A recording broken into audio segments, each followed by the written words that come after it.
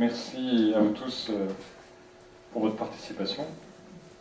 Et comme d'habitude, pour ceux qui sont déjà venus, vous connaissez un petit peu le thème. Le thème le plus important, c'est l'art d'une belle relation. Aujourd'hui, c'est le champ des possibles. On verra qu'il y a des liens importants. Et l'accent est mis quand même sur vos questions, vos expériences à vous.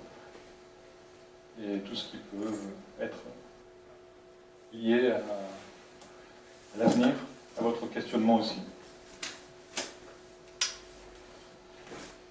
Donc les différents éléments que l'on va aborder, entrer sans les champs d'énergie qui unifient tout dans l'univers, la science classique qui considère l'espace qui n'est que vide, on verra. On va mettre beaucoup de vidéos aujourd'hui, et puis on va les commenter au fur et à mesure. La nouvelle science qui tend à prouver que l'espace est une matière vivante, donc par rapport à la mécanique quantique par exemple. Un champ d'énergie avec lequel nous interréagissons, qui unifie tout dans l'univers, à chaque instant de notre vie, en fonction de nos pensées, en fonction de nos sentiments, en fonction de nos actes.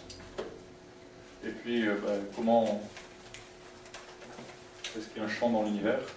Et pour ceux qui connaissent, sinon on abordera aussi le champ de Simon, c'est quelque chose de particulier. On l'a déjà abordé quelques fois ici, et on en reparlera. Alors, par rapport à notre conférence, elle dure à peu près 1h30, et il faut avoir la conviction que le changement est possible.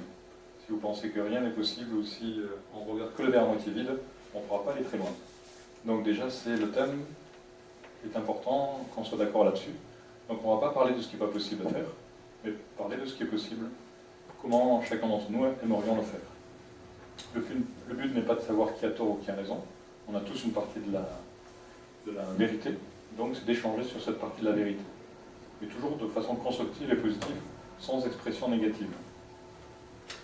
Pourquoi? Parce que souvent on a toujours un très bon fond, mais on l'exprime sous une mauvaise forme, qui peut être le verre à moitié vide, donc avec des phrases négatives, ou qu'on en interprète comme négatif. Ce n'est pas forcément ce que l'on veut dire, mais on peut l'interpréter nous-mêmes comme négatif. Donc le but, c'est de regarder quel est le bon fond chez chacun. Dans notre échange de ce soir, on va essayer de ne pas dire non plus, parce qu'un non coupe comme une paire de ciseaux, et donc ça couperait la relation avec l'univers, avec nous-mêmes, et entre nous. On respecte le point de vue de chacun. Mettez vos téléphones sur vibreur pour oublier de ne pas les rallumer à la fin. C'est important pour que vous soyez dérangés. On a tous des qualités et des défauts. Moi, de temps en temps, déjà je parle doucement, donc je prends un haut-parleur pour m'aider. Et puis des fois, je fais des zooms sur des sujets, et puis je ne sais plus d'où je viens. Donc je vous demande un peu d'aide pour savoir où on en était juste avant que je fasse le zoom.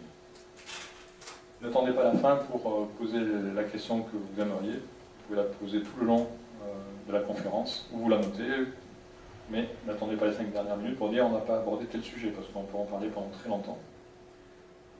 Donc abordez-le le plus tôt, si vous le souhaitez.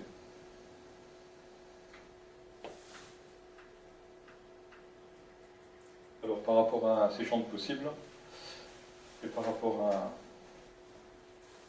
le côté quantique, donc il y a plusieurs expressions, plusieurs définitions que l'on peut donner. Au niveau expression, quelles sont les expressions que l'on met souvent devant le mot quantique? Qu'est-ce qu'il y a devant? Énergie. Énergie quantique. Qu'est-ce qu'il y a d'autre encore? Espace. Physique. Physique quantique. Qu'est-ce qu'il y a d'autre encore? Mécanique. Mécanique quantique. Donc il y a différents mots comme ça. Donc physique, énergie, mécanique. La physique peut-être c'est quelque chose de plus grand, et la mécanique c'est peut-être ce qui explique les fonctionnements de l'énergie qui est à l'intérieur. On va regarder des spécialistes, des scientifiques vont nous expliquer ça facilement et clairement. Après je vous donnerai les sources, vous pourrez regarder. Par contre, nous, on parlera beaucoup plus de la mécanique quantique que de la physique, parce que pour la physique, il faut être physicien, c'est compréhensible intuitivement, mais s'il faut rentrer dans des formules, c'est pas trop mon domaine, c'est peut-être pas trop ce pourquoi vous êtes là, les formules mathématiques, chimiques et mathématiques, physiques. Mais on va parler de la mécanique des engrenages, ça oui. Ça, c'est beaucoup plus facile et plus compréhensible. Est-ce que vous avez déjà fait des expériences là-dessus? Est-ce que vous aimeriez en parler, maintenant ou plus tard? Et qu'est-ce qui vous intéresse dans le sujet de ce soir? Est-ce qu'il y a des points particuliers que vous aimeriez aborder? Vaste question, tout ça. Alors, moi je l'ai un petit peu introduit en parlant du début, c'est-à-dire l'art d'une belle relation. Et la relation, on est tout le temps en relation. On est en relation, entrée. J'étais à côté, je cherchais la sonnette. On est en relation, donc à tout instant. Venez, entrez. Je vais venir jusqu'ici. On est en relation avec notre partenaire, avec nos parents, avec nos enfants, avec notre patron, avec nos employés, avec notre entreprise, avec notre voiture, avec notre peur. On est en relation avec le monde physique, les animaux, les minéraux, les végétaux, avec des projets. Si je veux construire quelque chose, si je veux faire une conférence, on est en relation avec des entités visibles et des entités invisibles. Avec une entité invisible, ça peut être un projet, ça peut être une crainte, ça peut être d'autres éléments de sciences parallèles avec lesquels éventuellement on va parler ce soir si vous le souhaitez, suivant les domaines qui vous plaisent. Donc la relation et c'est le mécanisme de la relation que l'on va évoquer ce soir par rapport au champ des possibles. Mécanique quantique, physique quantique. Est-ce qu'il y a des observations par rapport à ce qu'on vient de dire? Est-ce qu'il y a une direction que vous aimeriez aborder, donner? Moi, j'ai tout de suite noté dans le texte, en fait, c'est un champ d'énergie avec lequel nous interréagissons. Oui, agissant, réagissant. Ouais, ça m'a sauté aux yeux. Alors, qu'est-ce qui peut être bien ou difficile là-dedans? Ben, réaction et action, pour moi, c'est deux choses... En effet. Donc, réaction, c'est une deuxième action. C'est comme un peu flexion et réflexion. Donc, il y a la première flexion et la deuxième flexion. Une flexion, c'est quand on réfléchit, c'est un peu la même chose que lorsqu'on dit qu'on fait du yoga. Il existe du yoga physique, du yoga émotionnel, du yoga intellectuel, du yoga spirituel. Et réfléchir, c'est une façon de fléchir une deuxième fois. Le yoga, dans ce qu'on connaît dans le yoga physique, ce sont des contorsions, c'est des mouvements. C'est qu'on essaye de prendre des postures. Donc ça, c'est physiologique. Mais au niveau de l'esprit, de l'intellect, des émotions, donc pour faire simple au niveau de l'esprit, si on a une façon de penser un peu trop cartésienne ou holistique, donc souvent rigide, si elle est trop rigide, on va essayer de prendre une nouvelle posture pour voir comment est-ce qu'on peut éventuellement tourner notre esprit, voir une situation différente de la façon dont on le voyait habituellement. Donc si on voyait si on avait une façon de voir un peu trop rigide ou cartésienne ou bloquée ou limitante, faire un yoga de l'esprit, c'est de voir cette situation de façon différente, ou éventuellement de demander à des gens qui sont autour de quelle façon est-ce qu'ils peuvent interpréter ce qu'ils ont vu. Et ce qui fait qu'on a d'autres façons de voir. Donc c'est un yoga de l'esprit, c'est pareil au niveau de l'action, de la réaction. À tout instant, alors par rapport à ça, on peut faire un petit schéma là-dessus. Ça serait celui d'une planche, avec un clou, avec une massette, un manche, une main, un bras. Donc ceci, c'est un système de relations dans lequel il y a plusieurs éléments. Il y a une planche, il y a un clou, il y a une massette, il y a un manche, il y a une main, et ainsi de suite. On pourrait continuer, parce que la planche a aussi des supports, la main a aussi un bras, et ainsi de suite. Si on se limite au domaine de la planche et du clou. La planche, elle est passive. Et le clou, lui, il est actif. Qui est à l'action, c'est le clou, et qui va donner une réaction, c'est la planche. Donc, il y en a un qui est passif, la planche, l'autre qui est actif. Si on prend le domaine au-dessus, le clou et la massette, on s'aperçoit que le clou qui est actif devient passif, et la massette devient, elle, active. Si on prend le niveau du dessus, la massette était active, elle devient passive, avec le manche qui est actif. Et si on prend le niveau du dessus, on a le manche qui devient passif par rapport à la main qui est active. Et ainsi de suite. Donc on s'aperçoit, au fur et à mesure, qu'on est tout le temps actif-passif, actif-passif, actif-passif dans toutes les relations. Donc il y a tout le temps le côté création et réaction, action, réaction, et ainsi de suite. Donc nous interréagissons et nous Agissons. agissons. Voilà, parce que dans le réagissons, il y a l'agissons. Il y a les deux. Ouais. Mais en effet, il y a les deux. Et on va le voir. En fait, on est un peu limité, parce que si j'exprime quelque chose, je l'exprime. C'est un peu comme dans la musique. Il y a les notes, il y a les silences, il y a les notes, il y a les silences, il y a les silences, il y a les notes. Donc il n'y a pas forcément, dans notre monde physique, la note et le silence et la note. Il y a soit l'un, soit l'autre, soit l'un, soit l'autre. Donc les deux existent, mais si je m'arrête à un moment, j'ai que le silence, et si je m'arrête à l'autre, j'ai que la note. Donc à un moment c'est réaction, Et l'autre moment, c'est action. En effet, on a les deux à la fois. On va aborder, est-ce que vous avez des questions jusque-là, des éléments que vous aimeriez rapporter? Oui. Moi, j'ai une remarque. Oui, tout à fait. Je me demande si l'intuition, quand on a des actes et des envies de faire quelque chose, si l'intuition, c'est pas, comment je pourrais dire ça, un intermédiaire entre ce que l'on ressent, de ce qu'on a envie, et de ce qu'on va faire. Et est-ce que l'intuition, c'est pas le lien direct qu'il y a entre... si vous pouvez revenir sur la page précédente, le lien direct qu'il y a entre l'espace est une matière vivante, vibrante et intelligente. Est-ce que le ressenti, l'affectif, n'est pas une espèce de compromis dans la chaîne comme ça de cause à effet que vous décrivez? Le ressenti. Alors, est-ce que ce serait un compromis ou autre chose? Je ne sais pas si c'est une question de mots ou une transition, une espèce de... Transition est peut-être mieux que compromis. Voilà. Est-ce que ça n'explique pas des fois qu'on se retrouve à faire des choses sans forcément... voilà, bon, c'est un petit peu... Bon, on va parler de cette intuition. Mais l'intuition, c'est un peu comme si vous aviez un verre avec de l'eau. Enfin, vous avez un verre et de l'eau. Et soit vous avez un verre vide, soit vous avez un verre avec de l'eau. Et en fait, on parle de l'eau, on ne parle jamais du vide qui est dans l'air, du verre. Donc il y a des choses qui nous manquent. Il y a des choses sur lesquelles on n'a jamais fait trop attention.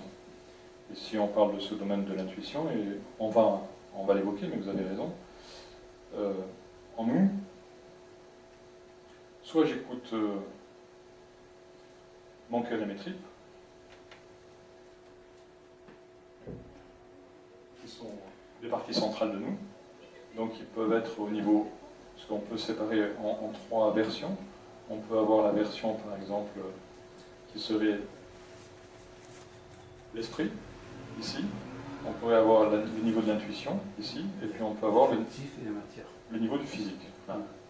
Ça, c'est symbolique, parce que le physique n'est pas que là, il est partout. L'intelligence n'est pas que dans l'esprit, tout le corps est intelligent, et l'intuition n'est pas qu'au niveau du cœur et des tripes, elle est partout. Mais on ressent éventuellement plus à certains endroits qu'à d'autres. Par exemple, la mémoire, les scientifiques disent qu'ils n'ont pas encore trouvé le lieu de la mémoire.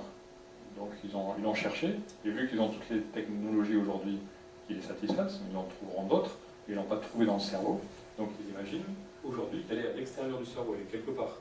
Un peu comme l'histoire des nuages, du cloud par rapport à l'informatique. Donc, la mémoire ou la conscience? La mémoire. La mémoire, mais on peut aussi évoquer la conscience. On est peut-être tout à l'extérieur. On va y revenir. Donc, le côté intuitif est quelque chose d'important qu'on n'a jamais trop abordé et qui est important de prendre en compte. Alors pourquoi est-ce qu'on n'a jamais trop abordé l'intuition? Symboliquement, on a reçu des blocages sur lesquels justement on est soit trop actif, soit trop passif, c'est-à-dire soit trop bourreau, soit trop victime. On est souvent les deux à la fois, mais par rapport à la société, on nous a mis plus d'un côté que de l'autre. Donc souvent, il y en a un qui est situé un peu plus bas. Souvent, c'est l'histoire de la dualité, le jour, la nuit, l'actif, le passif, le bien, le mal, et ainsi de suite. Souvent, on a la victime qui est en dessous et le bourreau qui est en dessus. Par exemple, dans le judo, celui qui perd, c'est celui qui est en dessous. Celui qui gagne, c'est celui qui est en dessus. Donc on a mis des critères comme ça, qui font que tous ceux qui sont en dessous sont négatifs, battus, petits, faibles, et ainsi de suite, et tous ceux qui sont en dessus sont forts, etc. Donc on aurait éventuellement le fort et le faible. On a, comme vous avez dit, l'esprit et la matière. Entre les deux, mais on le met souvent en dessous, l'intuition. Elle est plus en plus bas, mais on peut mettre aussi le côté la raison et l'intuition, si on devait diviser en deux. Ça, c'est les blocages qu'on a reçus, sur lesquels on a compartimenté, mais comme on a vu tout à l'heure, il n'y a pas de séparation, le corps est bien partout, et le côté actif est aussi, passif est aussi partout, le côté actif est aussi partout. Mais on nous a bloqués dans ces séparativités-là. Ce qui fait qu'on nous a beaucoup dit, écoute ta raison et pas trop ton intuition. Et par rapport à ça, dans l'éducation, on nous a dit quoi? On nous a dit, un homme... Sois réaliste. Oui, sois réaliste. C'est quoi? Et on nous a dit, un homme, ça pleure pas. Oui. Parce que si tu pleures, tu es quoi? Soi-disant fiable. Une bête ou une femmelette. D'accord? Il n'y a que les filles qui pleurent. Donc le côté féminin, qui est souvent mis au niveau de l'intuition, le côté intuitif, est souvent comparé dans nos blocages au niveau matériel, puisque souvent c'est celle qui donne la matière.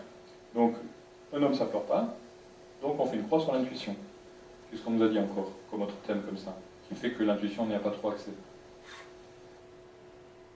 On nous a dit, un peu comme vous avez dit, c'est fais ce que je te dis, mais ne fais pas ce que je fais. Qu'est-ce qu'on nous a dit d'autre encore? On nous vend depuis pas mal de temps une société de consommation qui fait que les individus se basent beaucoup sur l'extérieur et qui fait que dès qu'il y a quelque chose qui vient de l'intérieur, c'est un peu... Donc on se on aurait questionne, quoi. l'extérieur ici, l'intérieur là. Donc ça peut être éventuellement le côté de la Terre. S'occuper de la Terre, aujourd'hui on s'occupe plus de la mécanique, des machines, des robots. Donc on est moins sur l'intérieur, mais plus sur l'extérieur, sur les apparences. Et l'intérieur, on n'a pas trop regardé. Avant on était plus sur la philosophie, aujourd'hui on est beaucoup moins. Qu'est-ce qu'on nous a dit encore dans ce style-là?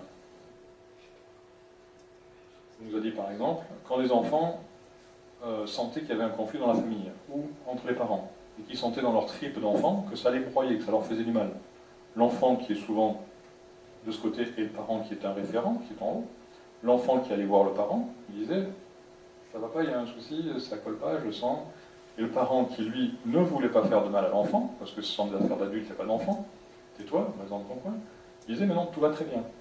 Donc l'enfant qui avait cette intuition en lui, dans ses tripes, que ça lui faisait du mal, a voulu respecter ses parents, parce que les parents ne disent pas que des choses fausses, il dit aussi des choses vraies. Donc il a dit, ok, puisque mon parent me dit que c'est vrai, je vais écouter mon parent, puisque c'est la raison, mais je ne vais pas écouter mon intuition, ce que j'ai dans mon corps et mes tripes, donc je fais encore une croix sur mon ressenti.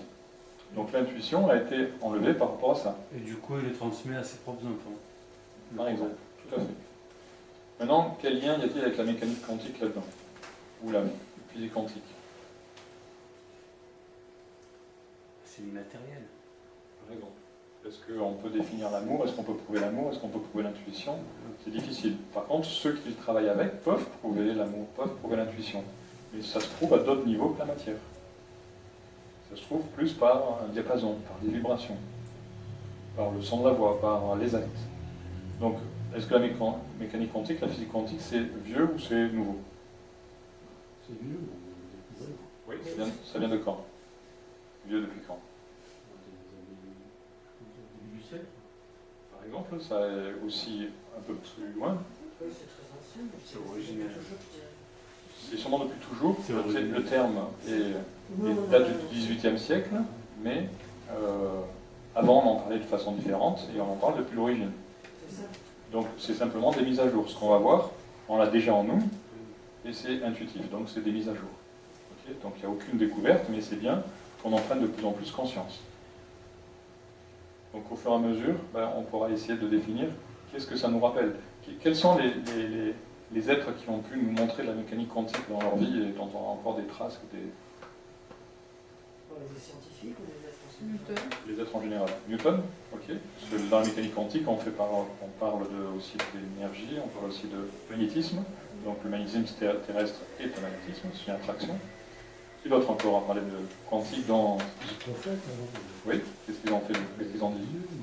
Oui, mais qu'est-ce qu'il a fait là-dedans? Qu'est-ce qu'il a fait? Oui, lui aussi on le connaît un peu moins, mais il a fait des choses. Qu'est-ce qu'il a fait Jésus là-dedans, dans la mécanique quantique? Il a transcendé. Oui. Et réellement, il a fait quoi dans le physique? Il a expliqué quelque chose. Oui, il a expliqué. Il est décédé, il a pris son corps de lumière, il est revenu, voilà, il a transcendé la matière. Est-ce que vous pensez que c'est impossible et que personne ne l'en fait depuis? Ah non, c'est vachement possible. Est-ce que vous pensez que certains l'ont fait depuis? Sûrement, mais on ne sait pas. Des personnes qui ont fait des sorties de corps, je pense que ça peut s'apparenter à ça. C'est un peu ça, c'est pas tout à fait Ce le... qui a été fait surtout, c'est sur le vieillissement, sur prolonger, travailler sur la cellule, comme le faisait Jésus à cette époque avec ses cercles d'initiés. Oui. Et Jésus, il a appris ça où? En contact avec Il a appris avec sa confrérie dans son pays, mais en même temps, il est beaucoup allé en Asie compléter ce qu'il avait besoin. En même temps, Jésus, c'est un individu humain qui a incarné une énergie qui s'appelle le Christ. Donc cette énergie, c'est aussi une énergie quantique, mais quand il a décédé, qu'il a pris son corps de lumière qui est revenu, c'est un corps que l'on peut palper, et d'autres l'ont fait depuis. Et si vous prenez certains ouvrages, du type Autobiographie d'un yogi, vous verrez qu'il y a moins de 50 ans, il y en a d'autres qui l'ont fait, et dont il y a des preuves. Maintenant, on ne va pas trop en parler, enfin, la presse ne va pas trop en parler, parce que sinon, ça serait embêtant. En allant un peu plus loin là-dessus, mais bon, l'Église a récupéré Jésus, mais Jésus n'avait rien à faire avec l'Église à cette époque, c'est eux qui l'ont récupéré. Mais il n'y a aucun lien avec l'Église. Donc, il faisait déjà ça avant, et d'autres le faisaient encore avant, puisqu'il a appris. Donc, c'est très ancien. On va mettre quelques vidéos pour aller un peu Il y a plus. la connexion, ce ne sont pas que la connaissance des hommes incarnés, tout ce qu'a pu recevoir Jésus, c'est cette fameuse connexion multidimensionnelle. Jésus et d'autres ont reçu comme ça. Et moi, je le vois comme ça. Vous avez perdu une chaussure. Je suis prenez le temps. On va mettre une petite vidéo.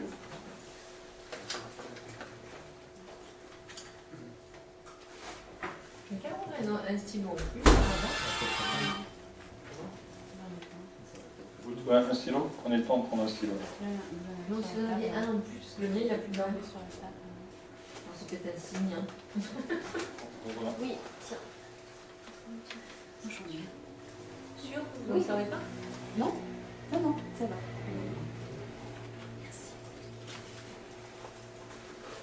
Parce qu'à un moment donné aussi, c'est tout ce qui est réuni qui permet de... Ce qu'on a pu faire à un moment donné, on ne peut pas le faire avant aussi. C'est aussi ce qui se passe parce que ça se multiplie, donc ça renforce un processus. Et donc ça permet que les choses se fassent de plus en plus. Que les choses touchent de plus en plus, enfin le plus grand nombre.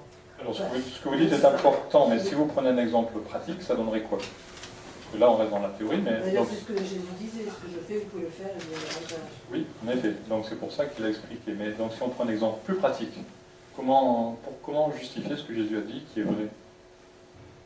Physiologiquement, matériellement, dans ses tripes, dans ses cellules.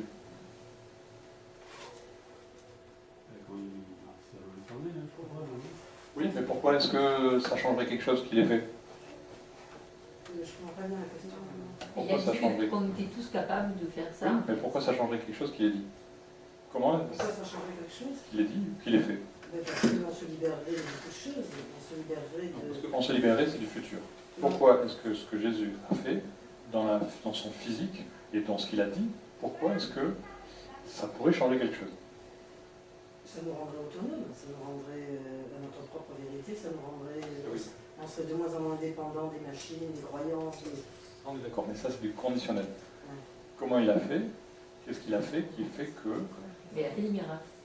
Non. Oui, mais qu'est-ce que ça va changer? Est-ce que ça a changé quelque chose? Ben oui.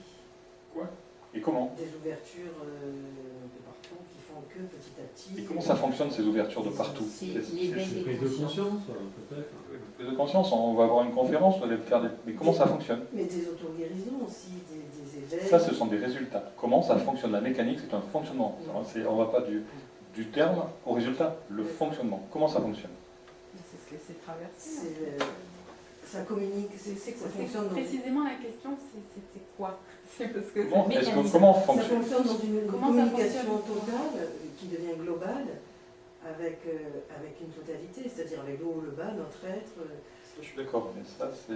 Je vais faire un schéma là-dessus, pareil. Mais comment, mécaniquement, ça fonctionne? Énergétiquement. Par exemple, il y a un truc qui peut vous mettre sur La conservation de la matière. qui peut vous mettre sur la voie, c'est le diapason. Comment fonctionne un diapason? Qu'est-ce que c'est qu'un diapason? Par la vibration. C'est une question de résonance. On se met en résonance avec le fonctionnement, c'est une histoire de résonance. Comment ça fonctionne? Par la vibration, Oui, comment fonctionne cette vibration? par de la résonance, de l'air, une interaction entre l'air et... Alors, on va le faire parce que vous avez raison, c'est une partie de la réponse. Un diapason, par exemple, un instrument de musique, qui sert à régler les instruments à cordes, qui est un peu cette forme-là, que l'on fait vibrer, que l'on tape, que l'on fait vibrer, qui va par exemple sonner à la note là, parce que souvent c'est le la qu'on choisit, mais il y a toutes les notes. Une fois que ça vibre à cette note-là, si je mets un autre diapason à côté, sans le toucher, par l'intermédiaire de l'air, parce qu'il se met à vibrer, et parce que ce sont des notes, la musique, la peinture, les arts majeurs sont des éléments importants justement pour la mécanique quantique, et sans que l'autre soit touché, il va se mettre à vibrer. Comment ça fonctionne? Ça fonctionne par la transmission de l'énergie. C'est la même chose entre des diapasons, entre deux instruments de musique. Souvent, quand il y a un instrument de musique qui joue, il y a l'autre qui vibre aux mêmes notes. Jusqu'à, dans la mécanique, si vous vous renseignez un peu plus loin, au début des groupes électrogènes, lorsqu'on mettait des groupes électrogènes dans les hôpitaux, si jamais, souvent on achetait 10 groupes électrogènes pour l'hôpital, ils étaient tous fabriqués sur la même chaîne, au même moment, puisque c'était la même marque, le numéro se suivait. Si jamais il y en avait un qui avait un problème à la fabrication, les autres n'en avaient pas. Lorsqu'ils se mettaient en fonction, celui qui avait un problème entraînait le même problème chez les autres. Donc c'est bien par C'est marrant. résonance. Oui, oui, résonance. Oui, mais encore faut-il que le deuxième diapason se laisse traverser. Si on L'histoire des- prend par exemple c'est un l'histoire être de humain fond. à la place du Mais deuxième diapason, ce qui veut dire, c'est que Le deuxième il va diapason. recevoir- c'est pareil. pardon Le deuxième diapason, il va vibrer dans ce cas-là qu'à une seule condition. Le premier vibre à la note là, le deuxième va vibrer qu'à une seule condition. Qui soit la même note. La même note. S'il a une note de sol, il ne va pas vibrer, ou très très C'est peu. ça qui est Ok. Donc, on doit changer notre, c'est pour ça qu'on a parlé de yoga, notre façon de penser.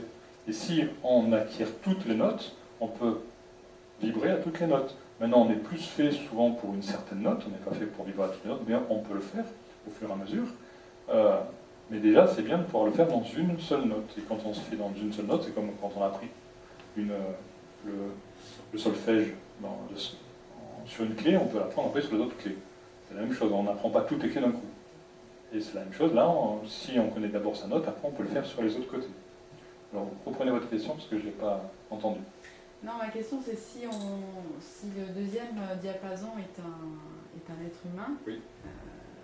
Et qu'on prend en fait, qu'on parle du premier diapason comme on va dire quelque chose de plus haut, Oui. si le diapason qu'est l'être humain, entre guillemets, n'a pas forcément travaillé, Oui.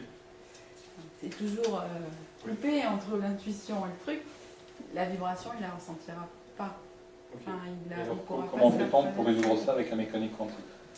Comment pourra-t-on faire Comment fait-on? Ça veut dire que donc il n'y a pas de solution, ou est-ce que la mécanique Ah, quantique si, si, aide? bien sûr qu'il y a des solutions. Alors, ça donne quoi? Comment ces gens vont-ils faire pour que ça fonctionne? Ben, je pense que ça, chacun va pouvoir. Enfin, moi, j'ai des trucs qui me résonnent très fort, puisque en fait, je travaille avec une musique qui parle aux 7 notes. Oui. Donc voilà, mais après, chacun, je pense que c'est chaque être aussi qui va trouver aussi ses solutions. Enfin, il n'y a pas une solution pour moi. Ça, on est d'accord. Alors, on va essayer de s'éloigner de la théorie, mais suite à cette théorie que vous donnez, il faut donner un exemple pratique. On essaye d'être pratique. Moi, ça me fait penser à l'expression être sur la même longueur d'onde. Oui, tout à fait. Donc, quand il y a deux personnes qui se sentent sur la même longueur d'onde, peut-être qu'intuitivement, justement, comme par hasard, ils ont des valeurs en commun, comme les mêmes gammes de musique, ou comme... Donc les valeurs en commun, vous l'avez dit, plus il y a de points communs, plus c'est facile. C'est pour ça qu'on parle de là Voilà, une belle relation. Deux diapasons qui sont réglés sur la même note, les mêmes ondes vibratoires. Oui. Il y en a un qui va vibrer, l'autre va le ressentir, et ça va faire comme un écho. Et on va imaginer que par transposition ce soit pareil. Et donc peut-être que quand s'il y a des blocages par rapport à l'intuition, le déblocage il puisse peut-être se réaliser quand il y en a un qui arrive à pressentir. Après, et là, c'est là où on sort du rationnel selon moi, à pressentir l'émotion de l'autre, dans Oui, le même ordre alors, d'idée. Voilà, à chaque fois qu'on dit qu'on sort du rationnel, on se ferme beaucoup de portes. Ça veut dire quoi? Ça veut dire que moi je suis hyper rationnel et hyper intuitif et cartésien, ce que vous voulez. Je peux vous démontrer toutes ces choses-là, ma façon de faire. Mais moi, c'est démontrable. Donc même l'hyper cartésien peut, s'il le souhaite, C'est pas péjoratif. non, mais pour la majorité des gens, Sortir du rationnel, pour moi, c'est pas du tout péjoratif. alors c'est bien, c'est ce qu'il faut. En fait, il faut faire attention, d'après mon référentiel, mais vous avez raison, c'est de faire attention à la masse aussi par rapport à comment on entend. Mais c'est bien si c'est pas péjoratif pour vous. On va prendre un autre exemple au niveau du diapason et de la vibration. Souvent, dans certains lieux où, quand on a envie, on met une bougie.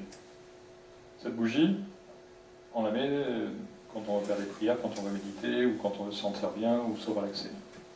Est-ce que par rapport à l'être humain, il y a une relation? Est-ce qu'il y a un diapason? Est-ce qu'il y a quelque chose? Lequel? La verticalité, Par exemple. Quoi d'autre encore? la lumière. Oui, quoi d'autre encore? La flamme, c'est l'esprit et le corps, c'est ce qui la consume. On peut avoir, comment on a vu Habitude. tout à l'heure, éventuellement, mais consumer c'est pareil. Moi, je dirais plus qu'il y a quelque chose de l'ordre au niveau de la bougie et là, quelque chose qui est plus fluide, quoi. Oui, Enfin, qui est au-dessus. pas- On va en parler. Alors, on a, comme vous l'avez dit, le niveau de l'esprit, qui est la flamme. C'est pour ça qu'on a souvent parlé du siècle des Lumières, par rapport au fait de trouver des... On a le niveau physique, qui serait celui de la cire, par exemple. Donc la cire serait le niveau physique. Et entre les deux, on a quoi? Mèche, La mèche. Et la mèche, elle fait quoi? le vecteur. Oui. Le lien. Le lien. Donc le lien, c'est relier, c'est religarer, c'est religion. Relier le ciel à la terre, faire descendre le paradis sur terre. Donc c'est le lien. Et ce qui pourrait être le cœur, les tripes et l'intuition. Donc ce que vous avez évoqué, c'est... Souvent on a dit que... Les physiciens disaient que l'espace était rempli de vide. Aujourd'hui, on s'aperçoit peut-être de l'inverse, que les pleins seraient vides et les vides seraient pleins. C'est un peu pour ça peut-être que dans la nutrition, on dit qu'il faut boire les solides et mâcher les liquides. Et peut-être que les deux sont vrais, et pas que ni l'un ni l'autre. Donc, et plein et vide, comme on a pu le voir sur le premier schéma, actif-passif. Maintenant, pour continuer sur ce qu'il peut y avoir au-dessus de nous, et qu'on pousse un petit peu plus loin, on peut trouver sur certains éléments, comme l'avait dessiné, qu'est-ce qu'a dessiné l'homme à l'intérieur? Da Vinci. Léonard de Vinci, c'est exact, et sur lequel on peut trouver en fait les 4 éléments, la terre, l'air, l'eau et le feu, qui créent le 5e élément, qui est situé au-dessus, qui est symboliquement un shin en hébreu, donc la quintessence, le 5e élément. D'ailleurs, le film, le 5e élément, vous avez bien la terre, l'air, l'eau, le feu, et le 5e est l'amour. Oh, c'est mignon. Qu'est-ce qu'elle lui dit à la fin, à l'homme qui la tient dans les bras? Qu'est-ce qu'elle lui dit à la fin? Je t'aime. Dis-le-moi. Dis-le-moi quoi? Dis-le-moi, je t'aime. Donc, éventuellement, le 5e élément, ce serait l'amour. Et si on a bien 5 éléments dans la bougie aussi, donc on a 4, le premier, la terre qui est la cire, le feu, l'air autour, l'eau qui est la cire liquide, et le 5e, comme vous avez dit au-dessus, ça peut être la chaleur, et souvent la chaleur représente être chaleureux, quelque chose qui est proche de l'amour. Donc, au niveau de la vibration, on pourrait s'apercevoir que quand la bougie se met à travailler sur les 4 éléments, et qu'elle crée le 5e, parce que les 4 éléments créent le 5e, la quintessence. Donc les 4 éléments travaillants créent le 5e. Lorsque ça se fait, et qu'on est à côté d'une bougie, si on regarde cette bougie, ou si elle est à côté, si on la regarde, ça va peut-être plus fort, et si simplement on est à côté, quand elle va se mettre à vibrer, elle va nous entraîner la même chose, la création du 5e élément. C'est pour ça que souvent c'est plus facile pour méditer, pour être au calme, éventuellement pour faire des prières, donc appelées l'amour. Donc ce sont des éléments qui élèvent. On retrouve ce diapason là-dessus. Donc si on revient maintenant à Jésus, comment a-t-il fait éventuellement, si ça s'est fait, pour modifier les choses, puisqu'il a dit vous pourrez faire comme moi et mieux que moi, qu'est-ce qui a pu se produire pour que ça puisse fonctionner? Puisque est-ce qu'avant lui c'était possible? Est-ce qu'après lui ça a été plus possible? Et si oui, pourquoi? Du fait qu'il ait fait, il a vibré, donc il a fait la note du diapason et automatiquement ça s'est propagé. Voilà, il a vibré, il a fait un autre truc de ça. Mais si vous prenez simplement cet élément, qu'est-ce qui peut changer nous dans nos vies à nous, si on prend que cette valeur est vraie, elle est vraie? Il a vibré, il a fait la transformation en lui. Le fait de faire cette transformation fait boule de neige et la même chose autour. Comme on dit, bon, il est arrivé, il était en colère, ça a mis la colère partout. Il est arrivé, il avait la banane, ça a mis la banane partout. Il y a beaucoup de gens qui justement méditent, font des exercices physiques ou autres, et qui font de la mutation en eux, et du fait qu'ils mutent en eux, ils mutent jusqu'à leur ADN, par vibration, ça aide les autres à muter pour ceux qui sont prêts. Maintenant, le but n'est pas de changer tout le monde, il suffit qu'une certaine quantité change pour que tout change. Il n'y a pas besoin que tout le monde change. On n'est pas tous faits pour changer, on n'est pas tous faits pour être ministre, boulanger ou peintre. Ça n'a rien à voir avec l'activité. Enfin, le fait de changer de vibration n'a pas à voir avec l'activité, enfin, ministre, peintre ou peu importe. Hein. Simplement, c'est parce que lorsqu'on travaille là-dessus, tout le monde va penser qu'il doit changer. Oui. On n'a pas d'obligation à faire changer quelqu'un. Par contre, si nous on le fait, ça suffira largement pour que tout change. Donc par rapport à ce qu'a fait Jésus, ce qu'il faut comprendre pour la mécanique quantique, c'est que, puisqu'il a fait, il a dit, vous pouvez faire plus que moi, alors faisons-le nous-mêmes chaque jour. Et on peut le faire dans quel contexte, dans quel cas de figure, dans quelles circonstances? Oui, en faisant quoi?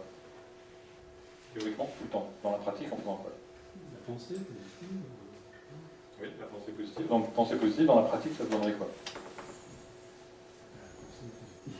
Si je dis des gros mots, je dois plus en dire. Ah oui, voilà, Si je dis des phrases négatives, je dois passer aux phrases positives. Comportement, bien sûr. Il faut donner des noms pratiques. Oui, ça va au-delà de Si, ça, si j'ai l'habitude de râler après mon ordinateur, je ne dois plus râler. Si j'ai l'habitude de me lever du pied gauche, je vais me lever du pied droit. C'est des exercices quotidiens. Oui, on juge plus. C'est de l'hygiène de vie.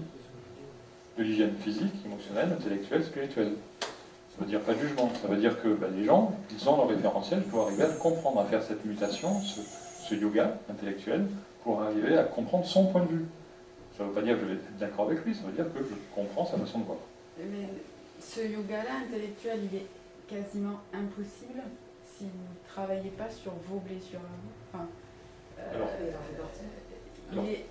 enfin, je veux dire, vous pouvez faire ce que vous voulez dans votre tête, au niveau cérébral, vous faire des nœuds. Si vous n'avez pas travaillé sur vos blessures profondes Il faut les écouter. qui entraînent... C'est sûrement en grande partie vrai. Maintenant, comment travailler sur ces blessures profondes?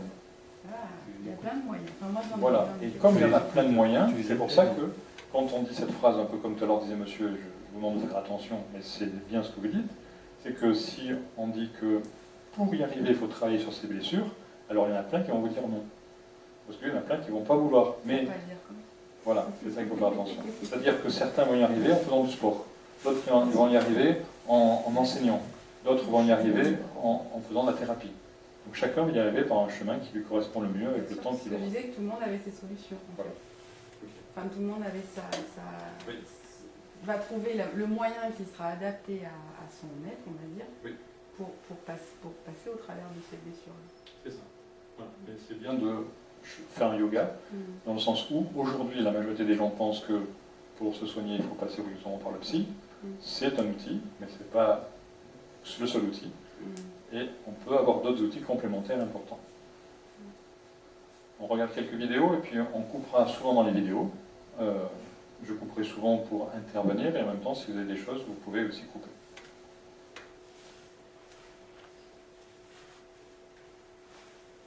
Donc la majorité des vidéos qu'on verra viennent de cette vidéo-là, de ce film que vous connaissez peut-être pour certains. Donc vous pouvez le revoir 10 fois, 100 fois, 20 fois, enfin 50 fois. Il y en a encore d'autres qui sont dans le même thème.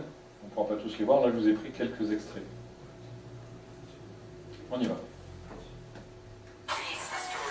La science crée les histoires qui dirigent nos vies. Et la science nous a appris à penser des trucs très difficiles à entendre. Elle dit que nous sommes une sorte d'erreur génétique et que nous avons des gènes qui nous utilisent simplement pour avancer jusqu'à la génération suivante et que nous luttons au hasard.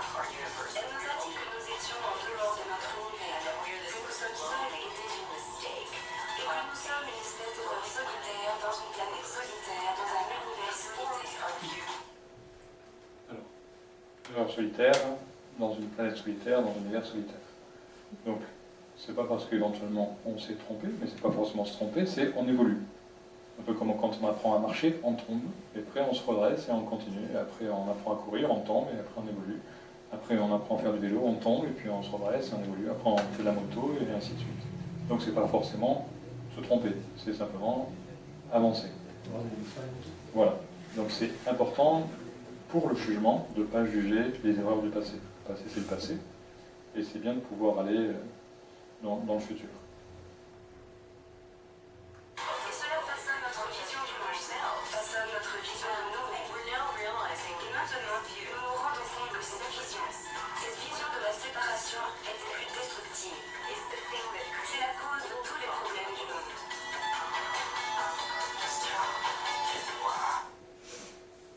Donc on parle là de séparativité, dualité. Donc ce qu'on a évoqué sur ce schéma-là, où à chaque fois que l'on fait des séparations, on a cette difficulté-là.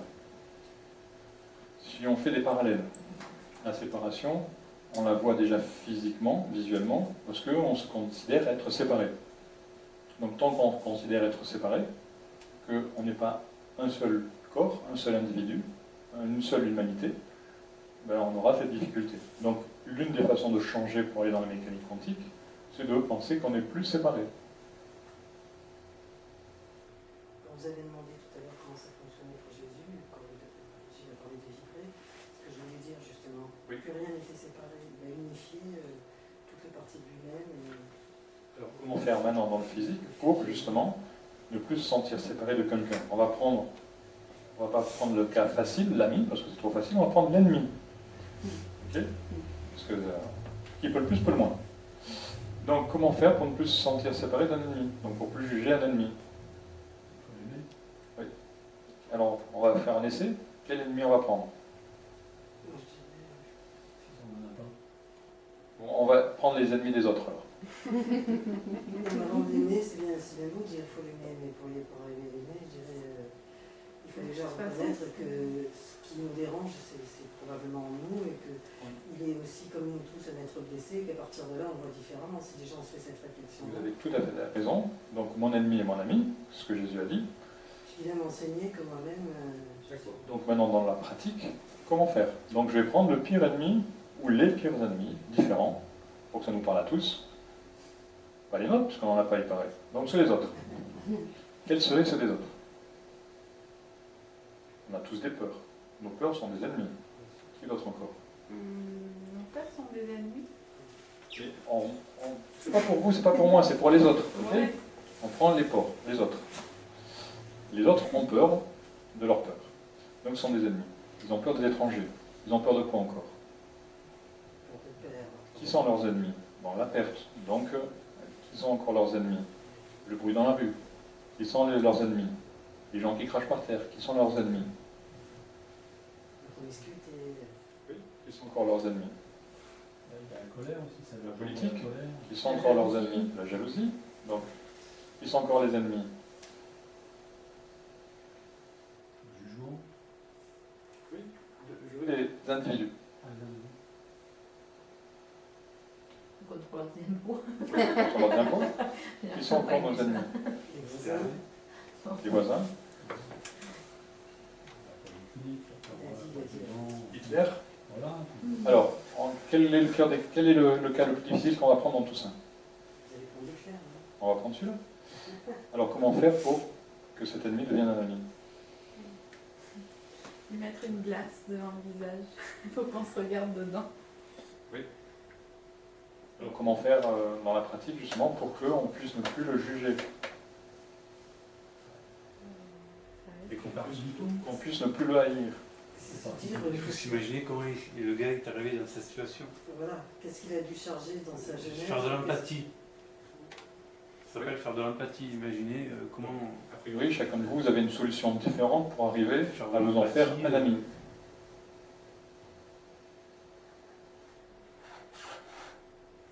Parce qu'en même temps, on est différent, par rapport à les parcours, par rapport à tout ça. Si vous avez été différent, vous amenez peut-être au même résultat. Oui, d'accord. Donc il faut pouvoir supprimer ces jugements, parce que par rapport à lui, si on étudie d'autres sciences qui peuvent être liées au spiritisme ou à autre, éventuellement, aujourd'hui, il est peut-être dans des lieux difficiles. Et tant qu'il est dans des lieux difficiles, c'est à cause d'une part de ses actes et entre autres aussi à cause des jugements, tout ce qu'on lui en veut. Et si un jour on s'aperçoit que lui est une partie de nous, qu'on est une partie de lui, qu'il n'y a plus de séparation, alors est-ce qu'on va juger notre enfant? Est-ce qu'on va juger notre parent? Est-ce qu'on va se juger soi-même? Est-ce qu'on a envie que notre enfant, notre parent, il passe la vie de ses temps, enfin, la fin de ses temps en enfer? Si on n'a pas envie de ça, vu qu'il est une partie de nous, de nos enfants, de nos parents et autres, on devrait le traiter de la même façon. Donc tant qu'on ne va pas le traiter de la même façon, on sera dans cette séparativité. Une façon de passer dans la mécanique quantique, c'est de le voir différemment. Et il se peut que dans notre propre famille, on ait des gens comme lui, y compris nous-mêmes. Donc le jour où on arrive à faire ça avec lui, on arrive à le faire aussi avec nous. Ou avec ceux qui peuvent représenter à quelques pourcentages cet individu. En fait, ça revient à rétablir le pouvoir en nous. Par exemple. Oui. Parce que si on, ça vient de là, enfin, l'ennemi c'est une forme de bourreau quoi. En fait, c'est quelqu'un qu'on considère, on donne plus d'importance à lui qu'à nous. C'est ça, une forme d'étranger aussi. Oui. Il a plus d'importance, pourquoi? Parce que ce qu'il a fait, aussi grand soit-il, on va prendre petit, l'extrême, on aime bien prendre l'extrême, si on le prend petit, comme je ne regarde que ça, eh bien, ça prend toute la place. Même s'il fait grand, à différentes échelles, si plus je suis loin, plus ça diminue, mais en effet, ça prend toute la place. On continue. Sauf si vous avez des interventions à nouveau. Est-ce que oui, je voulais juste demander, c'est quoi ça veut dire quoi le titre là, What the Blip? Alors, qu'est-ce qu'il sait ce que ça veut dire?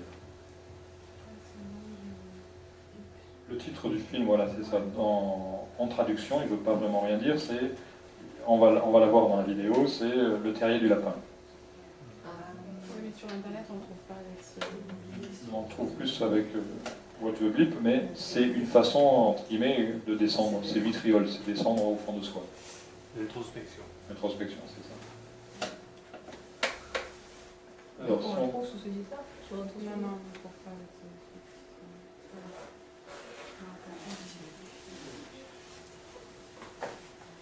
The Blip Down the Road. on va le remettre après. On va le remettre. On continue sur une autre séquence.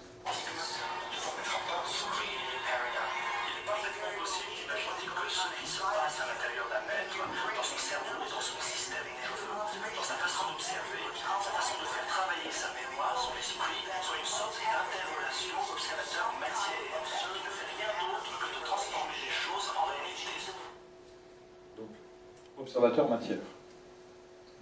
La physique quantique, ça. Il n'y a pas que ça, oui, c'est ça. Mais qui parle d'autre ça? D'autres encore de cela? Observateur matière ou observer, observeur? Les scientifiques. Oui, on va le voir, mais d'autres philosophes. Krishnamurti a beaucoup parlé de ça. Et ainsi de suite. Donc Krishnamurti a eu des sciences, il a été enseigné en théosophie, la théosophie a été enseignée aussi antérieurement, donc c'est toutes les sciences qui sont remises à jour au fur et à mesure. On a toujours parlé de qui observe, et ainsi de suite. D'autres on a appelé le témoin silencieux. Oui. Le veilleur, et ainsi de suite. On continue. C'est beaucoup ce qu'on a rajouté. Il ne s'agit pas de changer la réalité de l'entourage. Nous ne parlons pas de transformer des canapés, des camions, des bulldozers et des fusées spatiales qui décollent. On ne peut pas changer ces choses-là. Mais par contre, nous changeons la façon de percevoir les choses. Et peut-être notre avis sur elles, la façon dont nous les ressentons, comment nous percevons le monde. Donc qu'est-ce qui a été évoqué dans ce passage? La transformation de la vision de ce qui nous entoure. Et comment faire et qu'est-ce qu'on a dit nous là-dessus tout à l'heure? Bah, c'est l'école d'esprit. Oui, par exemple le jugement. Après, Changer notre jugement. Quand on juge, on est intransigeant. Ça ne veut pas dire qu'il n'y a pas des règles et un respect à avoir et une direction, ça oui. On a une structure à avoir. C'est pas le bordel non plus. Donc il y a quand même un ordre à avoir pour le but, la guerre, les armes, la tuerie, c'est pas l'orientation. Donc il y a quand même des règles à avoir. Et ces règles, ce pas des règles inventées, c'est des règles naturelles de la vie. Bon, on continue un peu plus loin. Nos informations affirment que le cerveau peut traiter chaque seconde. Dans le monde, il y a plus de choses que celles que l'on perçoit. Nous sommes chaque fois plus noyés dans une expérience avec les sens à tous les sujets. Nous voyons, nous sentons, nous goûtons, nous touchons, parce que nous sommes noyés dans notre réalité d'une façon sensorielle. Donc le fait d'être noyé dans une sensorialité fait qu'on n'obtient pas on n'arrive pas à tout entendre, on n'arrive pas à tout voir, à tout capter par rapport au nombre d'informations que l'on a. Elles ne sont pas assez complètes. Donc on capte un certain nombre d'informations, mais pas assez complètes. Parce que notre corps physiologique, intellectuel, ne capte pas tout. Mais on a d'autres sens que cela. Et on a d'autres éléments à découvrir ou à mettre en route. Tant qu'on va penser qu'on peut capter que par les 5 sens qu'on connaît, alors on va être limité. Dès qu'on va s'ouvrir à d'autres sens, on peut aller plus loin. Quels sont les exercices, par exemple, visuels qui existent pour aller plus loin? vous avez des magazines ou des livres qui vous montrent des images un peu floues, comme on a vu, sur lesquelles vous avez 3 points que vous devez réduire à 2 points. Donc vous devez changer votre focale oculaire. Et quand vous changez votre focale oculaire, voire un peu plus loin dans un sens ou dans l'autre, qu'est-ce qui se passe? Il se passe que l'image en 2D devient une image en 3D. Donc vous voyez la profondeur. Et si vous arrivez à faire ça, vous arrivez après à le faire sur différents éléments dans la vie. Symboliquement, c'est un peu la même chose que une fourmi. Est-ce que vous avez déjà discuté avec une fourmi? Quand vous avez discuté avec cette fourmi, est-ce qu'elle vous a entendu? Est-ce qu'elle vous a vu? Alors généralement, elle est tellement petite, elle est tellement occupée par ses affaires, ni elle vous entend, ni elle vous voit. D'une part parce qu'elle a notre niveau d'ouïe, et elle a des choses à faire, elle est noyée dans ses occupations, et en même temps, vous êtes tellement gigantesque qu'elle verra éventuellement une ombre passer, et encore même pas. Donc, 1, elle ne vous entend pas, 2, elle ne vous voit pas. Mais vous pouvez essayer de parler avec elle. Éventuellement, le symbolisme qui existe entre cette fourmi et nous est la même chose qui existe entre nous et l'autre univers. Parce qu'on est noyé dans cet univers matériel, alors on n'arrive pas à capter. Mais l'autre univers nous voit de la même façon. Et si on commence à ouvrir un peu nos sens, faire un yoga de nos émotions, de notre intellect, de notre spiritualité, alors on pourra peut-être capter d'autres éléments là-dessus. Ça fait partie de la mécanique. Nous ne savons rien de la réalité. Toutes nos sensations sur ce que nous appelons réalité de l'entourage sont filtrées par les sens. Donc filtré par les sens, mais filtré par quoi d'autre encore? Toutes les dépendances. Oui, donc les médicaments, quoi d'autre encore? La bouffe, les anxiolytiques, la télé, tout. L'alcool, Le le sexe, et ainsi de suite. Bon, donc ça veut dire que il y a beaucoup de choses à remettre en place pour avoir accès à la mécanique quantique. Parce que sinon, ça nous abrutit, ça nous enlève des antennes, ça nous endort, ça nous anesthésie, donc c'est difficile d'avoir ces accès-là. Et ça arrange beaucoup de monde. Ça arrange qui? Endormir le peuple, ça, je ne sais pas qui. Il y a des grosses machines qui sont certainement en train de nous dépasser, mais... C'est important, c'est un sujet qu'on doit aborder ce soir. Mais oui, certainement. Enfin, ne serait-ce que l'alimentation et la bouffe. C'est pas une Quand peur vous ancestrale, achetez, ça. quand vous achetez un paquet de gâteaux qui est fabriqué avec du maïs qui vient de chez, enfin du blé qui vient de je sais pas d'où, on cautionne un complot pour moi. Ok, donc on va être fou, mais on va pousser la machine loin. Oui, allez. On y va, d'accord? On va imaginer que ce complot existe. D'accord? Si on veut passer dans la quantique, on doit mettre toutes les hypothèses de la plus vraie à la plus fausse. Une des hypothèses peut être tout ce qu'on va dire à partir de maintenant n'existe pas. Ok? Et seul existe ce qu'on vit tous les jours. Et c'est tout. Maintenant, on va pousser un peu plus loin. Vrai ou faux, c'est pas grave. On va aller dans les étoiles. Donc, qu'est-ce que ça pourrait être d'autre?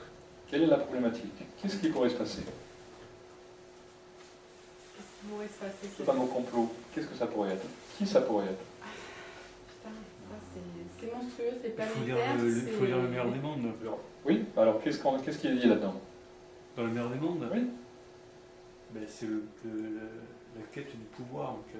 C'est la moralité sur la quête du pouvoir. On comprend qu'à la fin du roman, je ne sais pas si tout le monde l'a lu, on comprend qu'à la fin, il n'y a que 5 personnes qui dirigent le monde, qu'il a programmé, qui a modifié génétiquement toutes les personnes, tous les êtres humains, qui a conditionné leur reproduction, etc. Et en fait, c'est la quête du pouvoir et la quête du fric. Alors, c'est important ce que vous avez dit par rapport à modification, les mutations et autres. Physiologiques, il y a pu y avoir. Le nom du livre, pour que tout le monde l'entende. Non, je l'ai pas lu. Le nom du livre. Le meilleur des mondes, Aldous Huxley, ça a été écrit en 1911. Il faut surtout comprendre, ça a été écrit en 1911 par un physicien et un philosophe. Et donc, ils ont fait une espèce de roman d'anticipation. Et c'était écrit en 1911. Et le gars, tous les deux, ils prévoyaient les mutations génétiques, tout ce qui est OGM, tout ça. On continue sur ce thème. Et on y Est-ce va qu'il y a alors. d'autres auteurs qui parlent de la même chose? Non, mais on n'y va pas droit. Non mais, s'il vous plaît, s'il vous Parce plaît. que sinon, on est victime dans ces cas-là. Il faut surtout pas jouer le rôle de la Exactement, victime. vous avez raison. Parce que Oui, si... c'est demander on est quelque Non, mais chose par rapport à l'observer, ce- ça veut Alors, pas dire- attendez, s'il vous plaît. Mais Si- faire attention. Non, s'il vous plaît. On reste centré. On l'a dit tout à l'heure, et je pense qu'il faut faire attention. On a dit que si on était là, c'était pour être sûr que le changement est possible. Et si on dit qu'on va tout droit, on sort de la conférence. Quand on lit ce roman, qu'on le veuille ou non, On est pas- non, mais, quand on est observateur scientifique, entre le moment où ça a été écrit et aujourd'hui, la trajectoire des évolutions des sociétés, ça tend vers ça. C'est pas parce qu'on l'observe qu'on l'accepte et qu'on se sent victime. Voilà. Quel est le La message, quel est le message qu'il faut passer à la population? Eh ben, être lucide, ça veut pas dire être victime. Quel est le message qu'il faut C'est passer? ça que je veux dire. On est d'accord. Responsable. Alors, quel est le message? Parce que tout à l'heure, je vous ai dit, faites attention à vos mots par rapport à la majorité des gens de l'extérieur. Quel message faut-il passer aux gens? Responsable. Ben, c'est qu'il ne faut pas se laisser dans la fatalité. Ok, Voilà. on va y revenir. Responsable. Moi, je voulais poser une question par rapport au mot complot. Moi, je pense que simplement y penser qu'il y a des complots. C'est vrai qu'il y a des choses qui se trament, c'est la vie, ça s'appelle la vie. Non, ça, c'est pas ça la vie. Attends. On écoute jusqu'au bout. On écoute jusqu'au bout. C'est ce qu'on est- si on en parle, c'est qu'il y a des choses qui existent. Mais simplement y penser comme ça, pour moi, c'est déjà donner de l'énergie à ces situations. Et c'est pas l'attitude juste. Vous avez raison. C'est pour ça qu'on a dit qu'on n'allait pas parler du côté négatif. C'est pour ça qu'on ne peut pas dire non. Ok. Donc on écoute l'avis de tout le monde. On va continuer sur ce fameux complot pour après revenir dans la quantique. Oui, mais- Vrai ou faux, c'est pas grave. On imagine, on fait des hypothèses. Alors, Oui, mais on parle du complot ou on parle de la solution? en fait, C'est lié. c'est un peu lié, mais le but n'est pas de dire ce qu'on ne peut pas faire, mais éventuellement, à cause de tel et tel élément, qu'est-ce qu'on pourrait faire? Parce que la vie, en fait, je rebondis sur ce que vous avez dit, la vie, vraiment la vie, c'est la création à la base. Oui. Et en fait, je pense que la solution, enfin, une des solutions, c'est de travailler sur la créativité des gens. Oui. C'est-à-dire, on est tous, que les gens prennent, on est tous singuliers, Oui. on est aussi tous universels, Oui. et la créativité est une des clés, pour moi, pour que les gens se réapproprient leur vrai pouvoir. On est d'accord. Vous avez raison, c'est ce qu'il faut faire. Alors, on continue là-dessus. On continue, si, c'est très bien. On continue là-dessus par rapport éventuellement aux hypothèses de pourquoi on est endormi, anesthésie et autres. Complot ou un autre mot, le mot complot n'est pas très joli. Mais on va continuer par rapport au livre que vous avez évoqué. Existe-t-il d'autres scientifiques qui ont écrit des livres similaires? Alors, un autre, mais il y en a plusieurs autres. Il y en a beaucoup d'autres qui ne sont pas forcément que scientifiques, mais un scientifique qui en a écrit un dernier. Il y en a 3 qui l'a déjà fait, qui parlent de ça. C'est. Quoi le titre?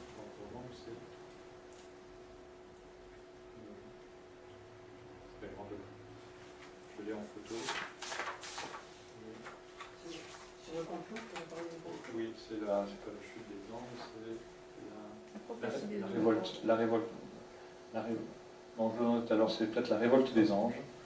C'est un scientifique du CNRS qui n'a pas mis son vrai nom, mais son vrai nom est dans le livre, mais pas en couverture. C'est Alan, son nom de. Je vous le donnerai tout à l'heure, je l'ai en photo. C'est les anges. La conspiration. La conspiration des anges, c'était la conspiration des anges. Donc, il dit la même chose, mais à l'heure actuelle, avec tous les exemples, depuis la nuit des temps, par rapport aux tablettes sumériennes. Et toutes les philosophies, toutes les religions disent la même chose, mais de façon cachée. Que ce soit le catholicisme, le bouddhisme ou autre. Toutes ces religions parlent de ce fameux complot, d'une façon différente. Donc, il ne faut pas le voir comme complot, mais il faut le voir, comme vous avez dit, une sorte de mutation qu'on a pu vivre. Mais, comme vous avez dit, la vie va toujours vers le mieux, et même malgré ce qu'ils ont fait, ça ne pourra pas aller à ce qu'ils ont fait. Donc, on est constamment en éveil et en révolte, qui fait que la seule chose qui peut gagner, c'est la lumière. Donc, c'est la direction qu'on prend. Et la mécanique quantique peut nous aider à comprendre ça et à ouvrir notre faculté. On va continuer un peu plus là-dessus.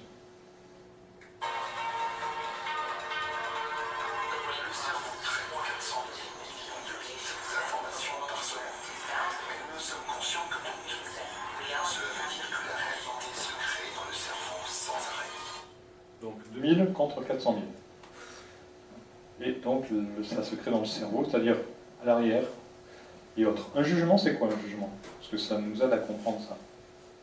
Un jugement, c'est quoi? C'est que je vais voir quelqu'un, ou je vais voir une situation, ou je vais voir un film, ou autre, et quand je vais voir cette personne, ou autre, je vais venir avec un jugement. Donc c'est un préjugé. Parce que ce jugement, ça vient de mon passé, un préjugé. Parce que si j'ai pas de jugement, je suis blanc comme neige, je commence maintenant à zéro et je ne peux pas avoir de jugement. Donc un jugement vient quelque chose de mon expérience. Donc quelque chose où j'ai dit c'est bien ou c'est mal. Que je dis c'est mal ou que je dis c'est bien, c'est un jugement dans les deux cas. Normalement, ne pas avoir de jugement, c'est ni bien, c'est ni mal. C'est. Et si c'est le présent. C'est pas le passé, c'est pas le futur. C'est le présent. Donc un jugement, ou un préjugé, c'est quand je vois quelqu'un, j'interfère entre nous deux quelque chose de mon passé, parce que je dis, il était tel, il ressemble à ça, ou éventuellement il a fait ça, ou éventuellement il me rappelle d'eux, etc. Et à chaque fois, je mets un filtre qui fait que je ne le vois pas tel qu'il est, donc il est troublé par mon filtre que j'ai mis. Donc ça veut dire que je dois tout le temps, presque chaque jour que je vois, je dois demander à la personne qui elle est, comme si je ne l'avais jamais vue. Ou alors retirer toutes mes infos. Donc peut-être que la maladie d'Alzheimer est intéressante là-dessus. On continue.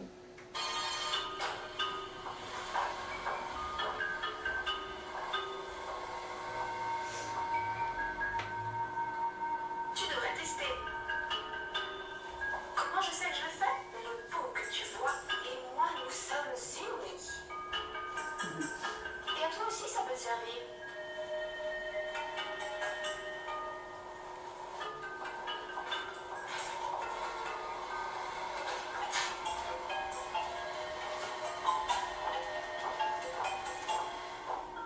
Nous vivons un réel.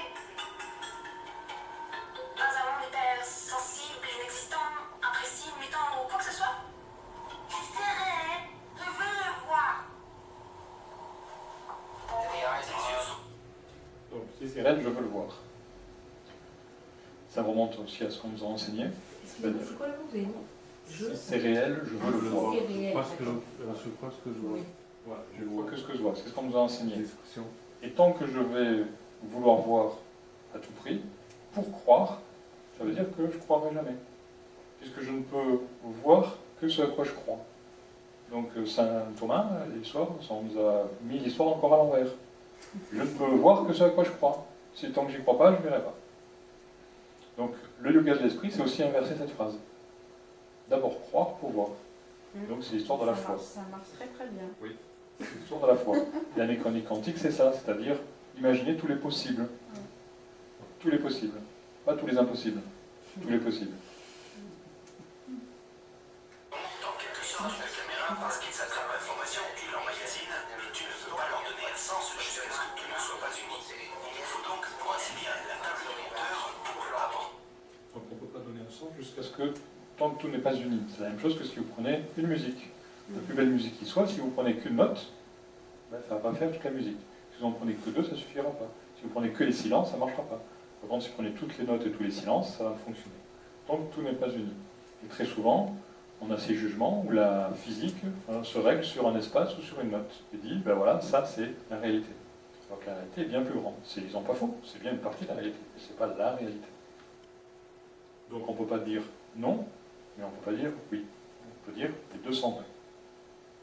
Il y a une certaine cohérence pour donner un sens aux films qui traitent de la réalité de notre vie et de notre monde. Si le matin je me réveille, et d'un coup je décide de prendre tout à fait au sérieux l'information, évidemment que je ne suis pas sûr que les yeux me fonctionnent correctement. Même si à côté du lit, on dirait qu'il y a un sol stable. Il pourrait y avoir un précipice ou quelque chose du genre. Comprenez? Si je suis incapable d'ordonner ces possibilités dans des termes de probabilité que j'assemble, je n'en arriverai jamais. Bien. Donc il sous-entend que je dois être capable de penser que lorsque je me lève le matin, le sol n'est pas sous mes pieds. Qu'il existe autre chose. Peut-être du vide. Et tant que je crois que le sol est le sol et n'est pas du vide, ben ça ne le fera pas. L'impression d'être paralysé, dans le sens le plus littéral du terme. Je n'aurais pas idée de comment faire le pas suivant. Effectivement, il n'y a aucun doute que les yeux, en principe, chances de faire l'hallucination. Même si ce n'était pas le cas, nous ne saurions pas démontrer, comme question fondamentale, que les yeux ne nous trompent jamais. Et cela est strictement vrai. Mais le matin, quand nous décidons de nous lever du lit, nous associons des probabilités aux différentes hypothèses, empathie avec le fait que le sol est posé à côté du lit. L'hypothèse, c'est qu'en réalité, il y a le sol. Et c'est pour cela que je le vois. C'est que le sol que je vois est une hallucination, et qu'il s'agit d'un précipice. En me levant du lit, je considère une des deux hypothèses moins probable que l'autre. D'après moi, dépend très souvent de la manière dont on l'aperçoit et de ce que l'on pense de la réalité réelle de notre monde. Si le cerveau traite 400 000 millions de bits d'informations, et nous avons conscience que de 2000, cela veut dire que la réalité se crée dans le cerveau en permanence. Il reçoit cette information, et cependant nous ne l'avons pas intégrée. Mais lorsque nous recevons de la connaissance, et non pas de l'information non conventionnelle, faire à part de la convention dans laquelle nous mélangeons la physique quantique et la neuropsychologie, et qu'après nous demandons au cerveau qu'il considère ces informations et qu'il examine les possibilités, les probabilités et qu'il mette en relation nos connaissances avec une expérience de ce que l'on sait. Et nous lui demandons aussi qu'il le répète une fois et une autre, le cerveau commencera à intégrer deux réseaux neuronaux indépendants. Alors, qu'est-ce que ça veut dire? Un peu ce que vous avez dit, c'est-à-dire que plus on va faire appel à notre intuition, plus on va imaginer d'autres possibilités, plus le cerveau va prendre ce qu'il a déjà connu et éventuellement créer d'autres chemins. C'est-à-dire que un parallèle, c'est il y a très longtemps, les routes n'existaient pas. Il y avait des chemins. Et puis après, les routes ont été créées, donc elles sont devenues plus larges. Aujourd'hui, il existe encore des vicinales, des communales, des départementales, des nationales, puis des autoroutes. Donc en fait, l'autoroute vient quand même souvent de... Elle a fait toute cette progression. Mais lorsque vous êtes sur une autoroute, c'est un peu notre façon de penser rigide, est-ce que vous pouvez sortir quand vous voulez? Est-ce que vous pouvez aller à la vitesse que vous voulez? Donc une autoroute, c'est quelque chose à grande vitesse, c'est comme un canyon sur lequel vous ne pouvez pas sortir. Il n'y a qu'une seule direction, il n'y a pas de sortie où vous voulez, c'est très loin, et c'est une façon d'être rigide. Donc, changer de réseau, ne plus avoir de préjugés, et prendre la première sortie d'autoroute et prendre les petits chemins. Voilà. Beaucoup ont pris ces petits chemins et se sont retrouvés, comme Galilée, enfermés à vie, comme Jeanne d'Arc brûlée, et ainsi de suite. Donc est-ce que vous êtes d'accord aujourd'hui pour passer à mécanique quantique et pour finir soit sur la croix, comme Jésus, soit sur le bûcher, soit enfermé à vie? On rigole, mais il faut être très vigilant en ce moment. Ouais, voilà, ils ont d'autres méthodes. Non, mais est-ce que vous êtes d'accord pour ça ou pas? Parce que si vous voulez passer au-dessus, bah, il faut être d'accord pour ça. Et Icar, vous le classez où, Je ne suis pas Icar? convaincue encore, je dois avoir quelque peur encore. Icar, vous le classeriez où? C'est-à-dire? Icar, avec son rêve de se rapprocher du soleil, il se brûle ses ailes avec ses rêves. Avec ses rêves. Ah oui, Icar, il se brûle ses ailes. C'est la cire qui a fondu. Voilà, C'est la cire qui a fondu. parce qu'il se rapprochait du soleil, Oui. de son idéal, de ses rêves. Oui, mais Ça, c'est symbolique. enfin, les rêves, là, enfin, pour moi, là, on parle de matière. Enfin, En fait, Symbolique, hein. De toute façon, Oui, c'est ce symbolique. personnage, Symbolique, il est mais- symbolique, Icar, mais c'est symbolique, ça veut dire deux choses à la fois. Ça veut dire d'une part, si on le prend négativement, que la majorité des gens vont entendre, il ne faut surtout pas aller à la lumière, il ne faut surtout pas à la connaissance, donc ça pousse les gens à ne pas y aller. Et deuxièmement, ça veut simplement dire, comme il est dit dans la Bible ou autre, si on prononce le nom de Dieu, on est fusillé sur place. C'est-à-dire il la est- connaissance il est mort heureux, Icar. Hein. a une valeur. Alors on continue. Créera une nouvelle vision. Et cette nouvelle vision sera comme prendre une torche allumée. Et en partant de ces 2000 bits d'informations en relation avec notre corps, notre entourage et le temps, la faire bouger de l'obscurité et contempler quelque chose de nouveau. Cela s'appelle compréhension.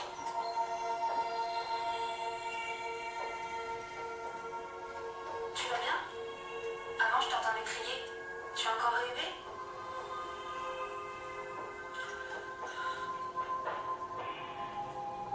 Tu étais une indienne et tu voyais comment les bateaux de colons apparaissaient. Tu me Et un sorceleur te tapait. Cool.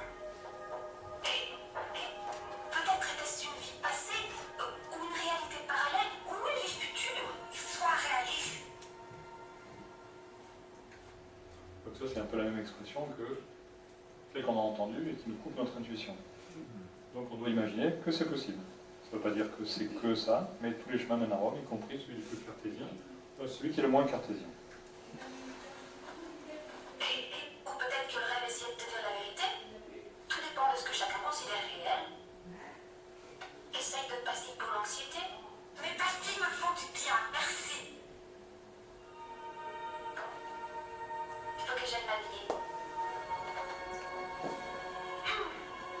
J'espère que tu vas aimer, Amanda.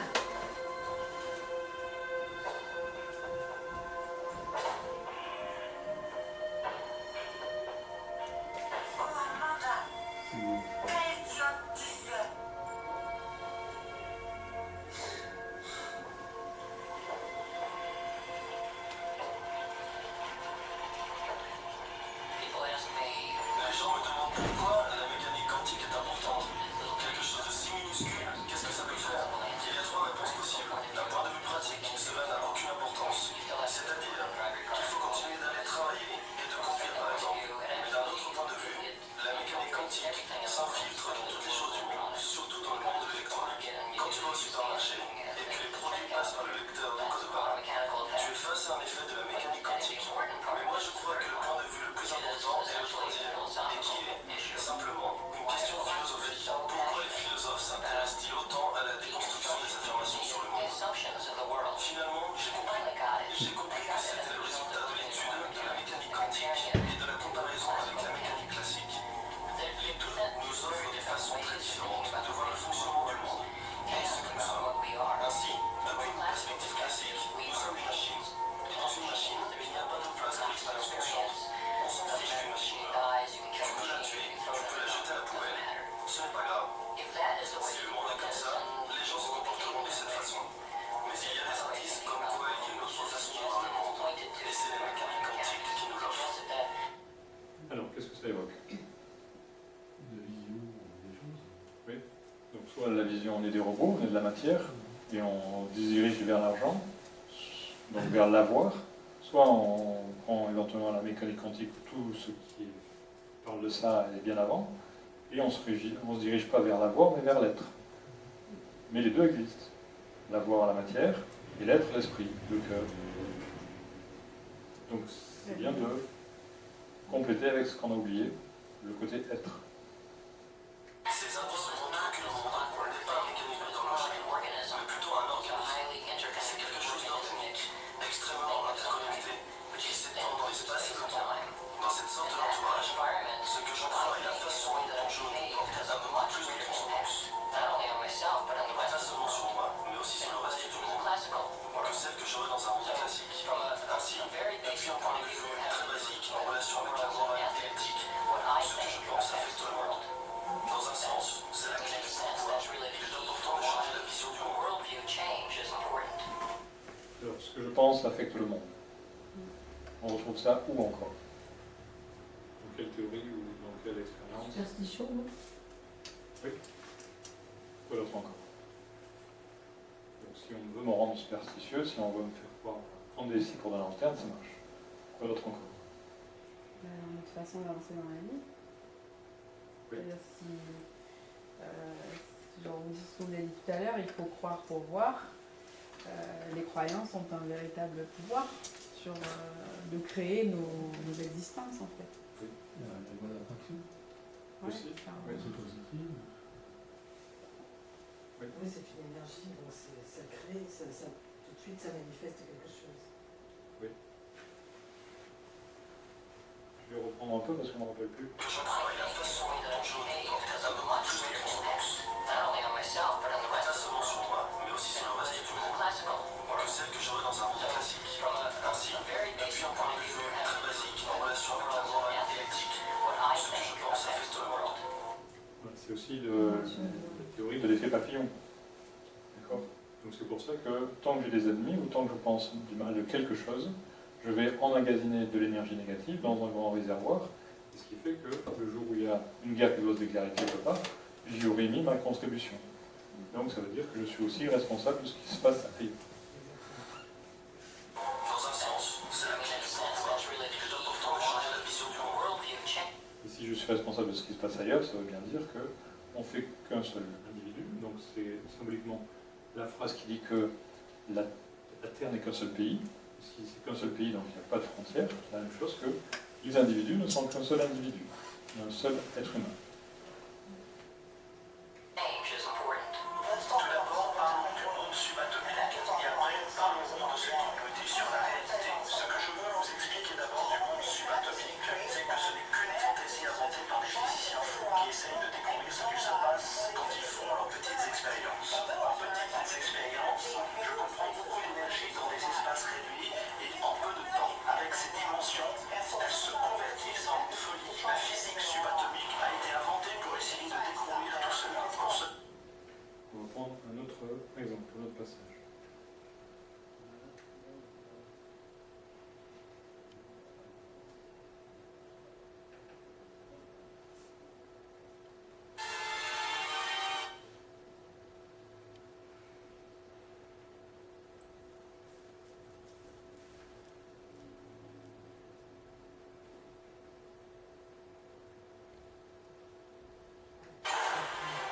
Et en plus, l'essence de jeter tout.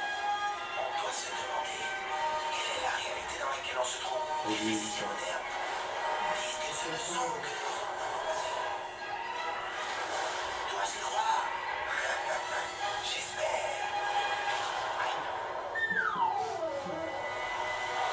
Je fais de la magie sur le terrain. Oui, moi je choisis toujours d'abord l'enfant prodigue. Le docteur Combien dit que tout le monde en a. Que tout le monde les utilise. Qu'on les utilise toujours. Chaque fois que quelqu'un regarde. Et ici nous avons le grand-père de tous les mystères quantiques. L'expérience de la double réunion. Pour comprendre cette expérience, d'abord nous devons voir comment jouent les particules ou les petites boules de masse. Pour l'instant, si on tire au hasard un petit objet, et puis par exemple vers l'écran, on voit comment se reflète un patron dans le mur de derrière, dans lequel il a rebondi. Mais s'arrête. Là, si on ajoute une autre rainure, ce qui est logique est de voir une deuxième tranche sur la droite. Maintenant, tentons avec des vagues.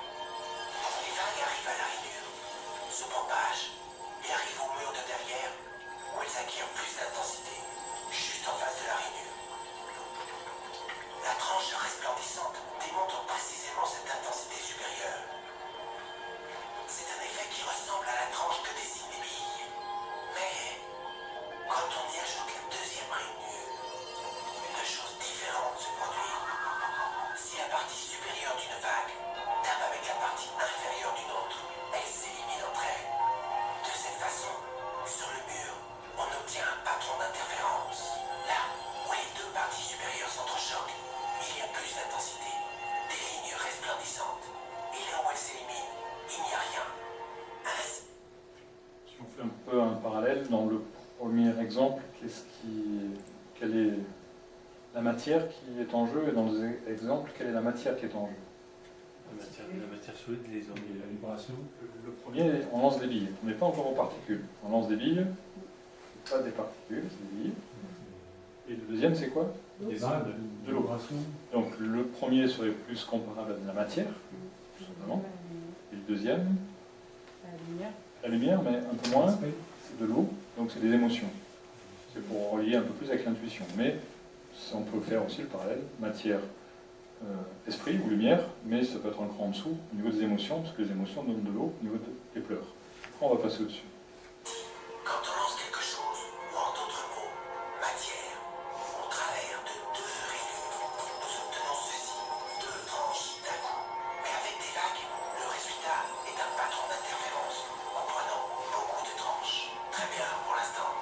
Là, nous allons nous faire les quantiques.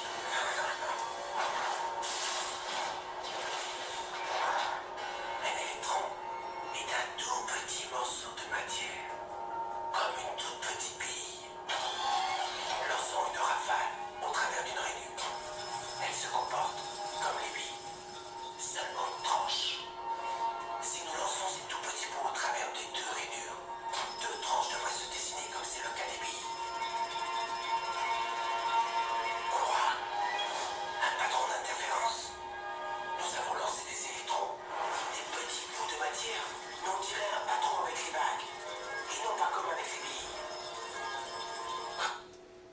Les différenciatiles entre, parce que ce sont des petits bouts de matière, et tout à l'heure c'était aussi de la matière, des billes. C'est quoi la différence entre les deux?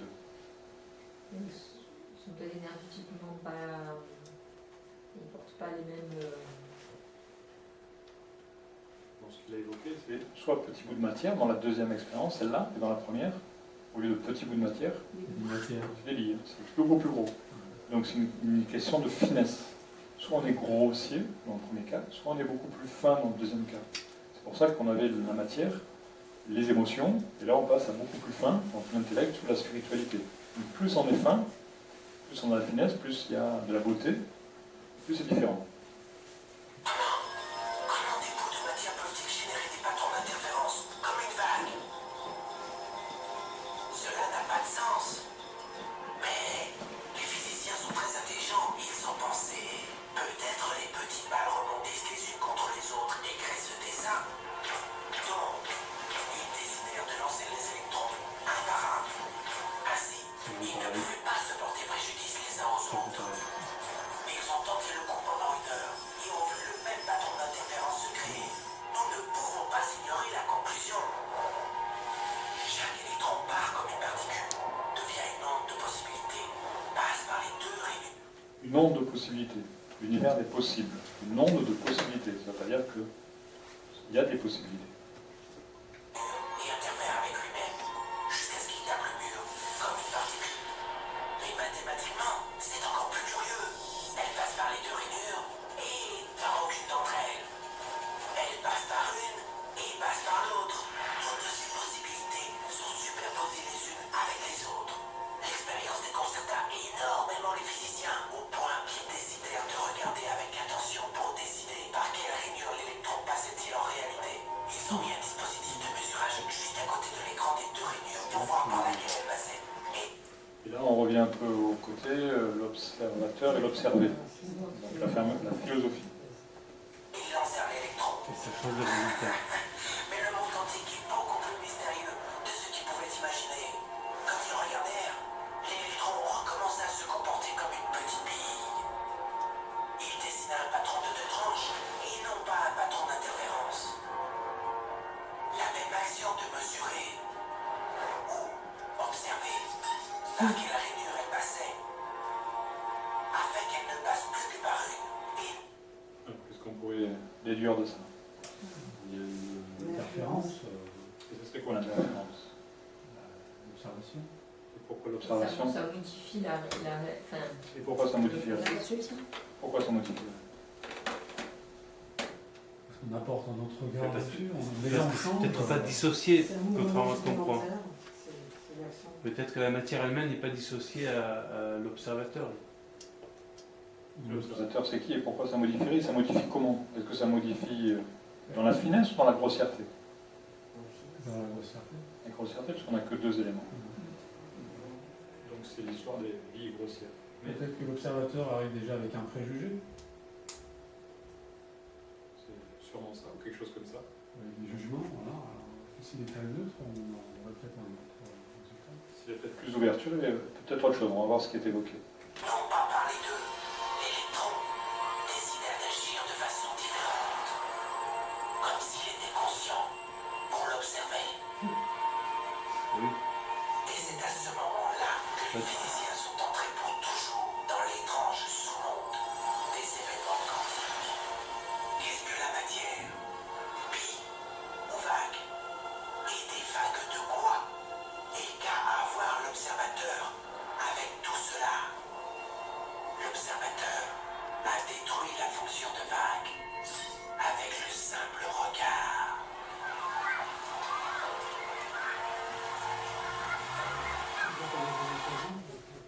Donc éventuellement on détruit la fonction de vague avec le simple regard. Ça peut mettre sur la même longueur d'onde. Ça peut être ça, tout à fait. On va regarder. Nous sommes toujours l'observateur. Mais parfois, nous identifions pourtant avec les événements que nous perdons même l'aspect d'observateur. Donc on est l'observateur, mais des fois on s'associe avec les événements et on perd l'aspect d'observateur, donc on devient l'observé. Donc on vit trop la chose, c'est là où on a beaucoup de préjugés, par exemple. C'est pourquoi le matérialiste se perd. Je pense qu'on peut passer sans l'observateur. qu'est-ce que vous pensez de ces passages-là? Intuitivement, qu'est-ce que ça veut venir? Mathématiquement, cartésiennement? Moi, personnellement, ça me fait penser que, si ça se trouve, la matière elle-même, elle est née d'une intention, d'une idée. C'est pas dissociable, à mon avis. Oui. On est d'accord. Aujourd'hui, on n'est pas en mesure d'expliquer scientifiquement, entre guillemets, de manière dure, d'où vient la matière. Si ça se trouve, ça vient que d'une intention, d'une idée, de, je sais pas, de... Voilà, si ça se trouve, il faut lier les deux. D'accord, il faut lier. Donc, pour aller dans votre sens, on peut imaginer, par exemple, au niveau de la matière, ici, on peut imaginer qu'on a, à ce niveau-là, de la glace. C'est quelque chose de, comme des billes, c'est lourd, et c'est un glaçon, et c'est froid. Froid, lourd. Au-dessus, si je fais fondre un cran de la glace, ça devient quoi?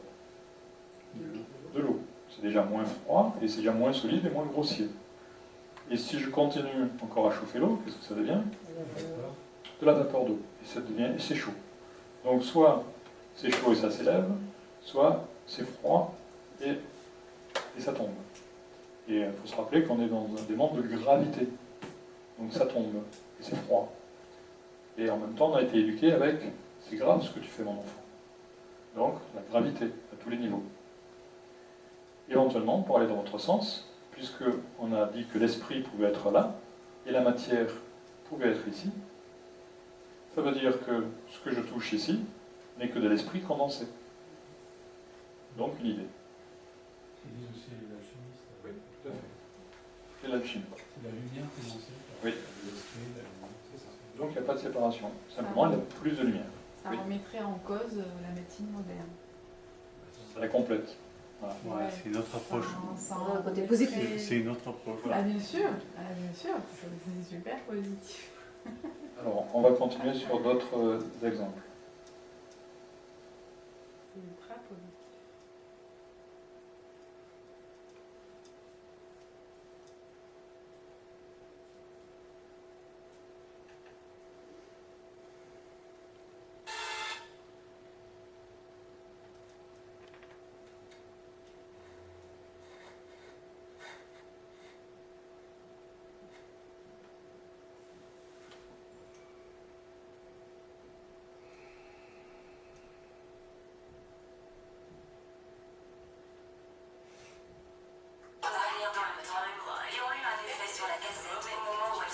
Presque personne ne peut bouleverser la réalité de façon systématique et importante, parce que presque personne ne se considère capable de le faire. Notre façon d'observer le monde qui nous entoure a un retour sur nous-mêmes. Et la raison pour laquelle, par exemple, ma vie n'est pas aussi joyeuse et remplie, c'est parce que mon point de vue ne l'est pas non plus. Écoutez, si nous sommes victimes, nous devrions nous demander, ai-je une mentalité de victime? Si les seules choses qui m'arrivent sont des malheurs, des accidents et des tragédies, peut-être est-ce parce que j'ai une mentalité habituée à dire que la vie est ainsi. Et voilà ce qui arrive. Pourquoi ne puis-je pas profiter des choses? Parce qu'il me manque une vision. Alors, qu'est-ce que ça peut évoquer? Que les pensées sont créatrices. Oui. Donc on crée à chaque instant, mais que c'est plus facile si on le fait de façon positive que négative. Donc si on change tout notre vocabulaire, qu'on enlève toutes les phrases négatives, entre une phrase positive et une phrase négative, quelle est la plus lourde des deux? Et pourquoi? Et pourquoi elle est plus lourde que l'autre? Il y a plus de mots, les deux. Il y a plus de mots, tout simplement. C'est ça. En même temps, elle fait plus de mal, donc elle est plus difficile. Focus. On a 6 secondes pour utiliser le temps maximum qu'une personne normale peut maintenir de concentration. Si quelqu'un veut centrer l'intention, il doit avoir un esprit résolutif. C'est pourquoi certains enseignements occultes anciens apprennent aux gens à se concentrer sur une flamme. Sur la flamme d'une allumette, d'ailleurs, tu apprends ainsi à te centrer sur un canal très étroit.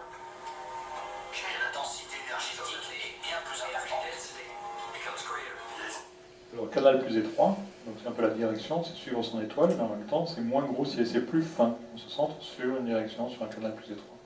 Donc c'est moins grossier, moins large. Pareil est structuré en et puis il y a aussi les structures en rouge, plus superficielles, plus profondes. Si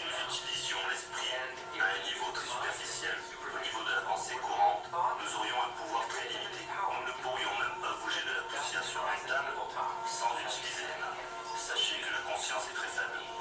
Mais au niveau le plus profond de la conscience crée des univers. Posons sans cesse des questions, n'est-ce pas? Lorsque l'on souhaite que les gens puissent être guéris par les touchés, que les morts ressuscitent, que du pain apparaisse d'un coup dans notre main, nous nous demandons toujours pourquoi nous ne sommes pas capables de le faire. Mais nous sommes incapables de formuler une question dont nous ne connaissons pas encore la réponse. Ça évoque ce qu'on a dit là-dessus? Quel passage de ce qu'on a dit là-dessus ça évoque? Je crois que ce que je vois. Voilà, par exemple. Donc si on modifie notre façon de penser, et qu'on n'est plus dans les phrases négatives, alors l'univers des possibles se rend accessible. Donc la mécanique quantique, c'est bien de tous les instants, à travers tous nos actes, pensées, émotions. Et la réponse est parce que nous ne nous croyons pas capables de le faire. Et cela affecte directement les habitudes personnelles que nous définissons. Nous n'avons jamais eu le temps suffisant de nous préoccuper pour quelqu'un d'autre. Nous ne prenons que le temps pour nos besoins et habitudes émotionnelles. Donc nous n'avons jamais eu le temps de nous préoccuper pour quelqu'un d'autre, mais on s'occupe que de soi. C'est ce qui est évoqué. Alors une des solutions, ça serait quoi? Au lieu de regarder son nez, son nombril, comme l'on fait, donc le faire différemment, c'est de regarder plus de façon altruiste et humaniste. Et c'est le côté mécanique quantique. Donc, la mécanique n'invente rien, mais c'est mieux comprendre les processus.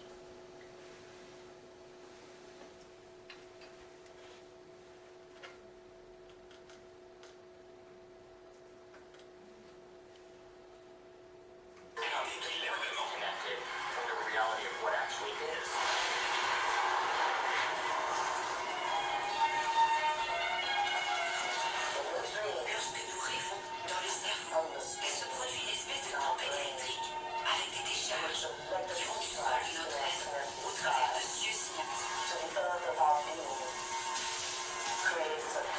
Cela crée une cascade chimique dans le corps qui nous prépare pour les conquêtes, les réussites, pour une forte expérience émotionnelle.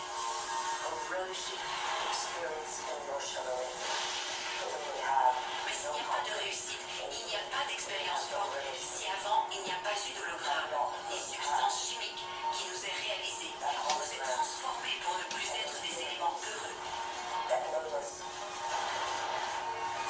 Ils vont nous convertir en éléments intrépides après un rêve. Donc, soit on est plus dans la peur, soit on est plus dans le rêve, l'idéal, la magie. Il faudrait dans l'intention. La création. Comment dire, enfin, j'avais une question à vous poser par rapport à ça. Qu'est-ce que vous pensez, enfin, l'être et l'intention. Pour vous saisissez les choses. Oui, mais pour que tout le monde saisisse, aller plus loin. Vous parlez de peur et de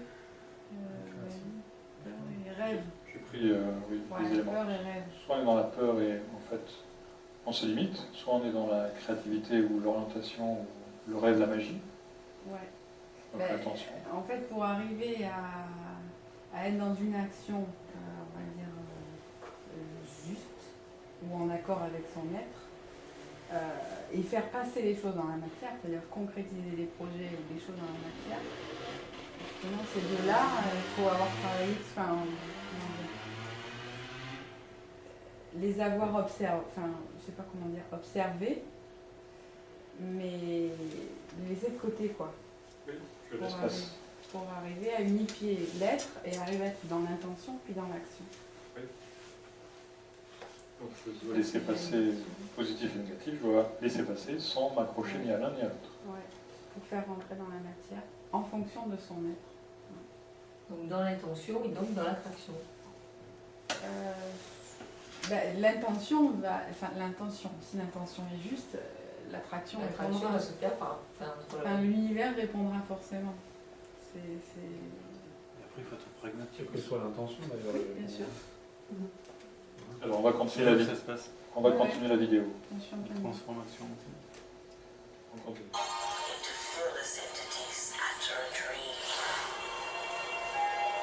tu rejoins la matière. théorie. Parce que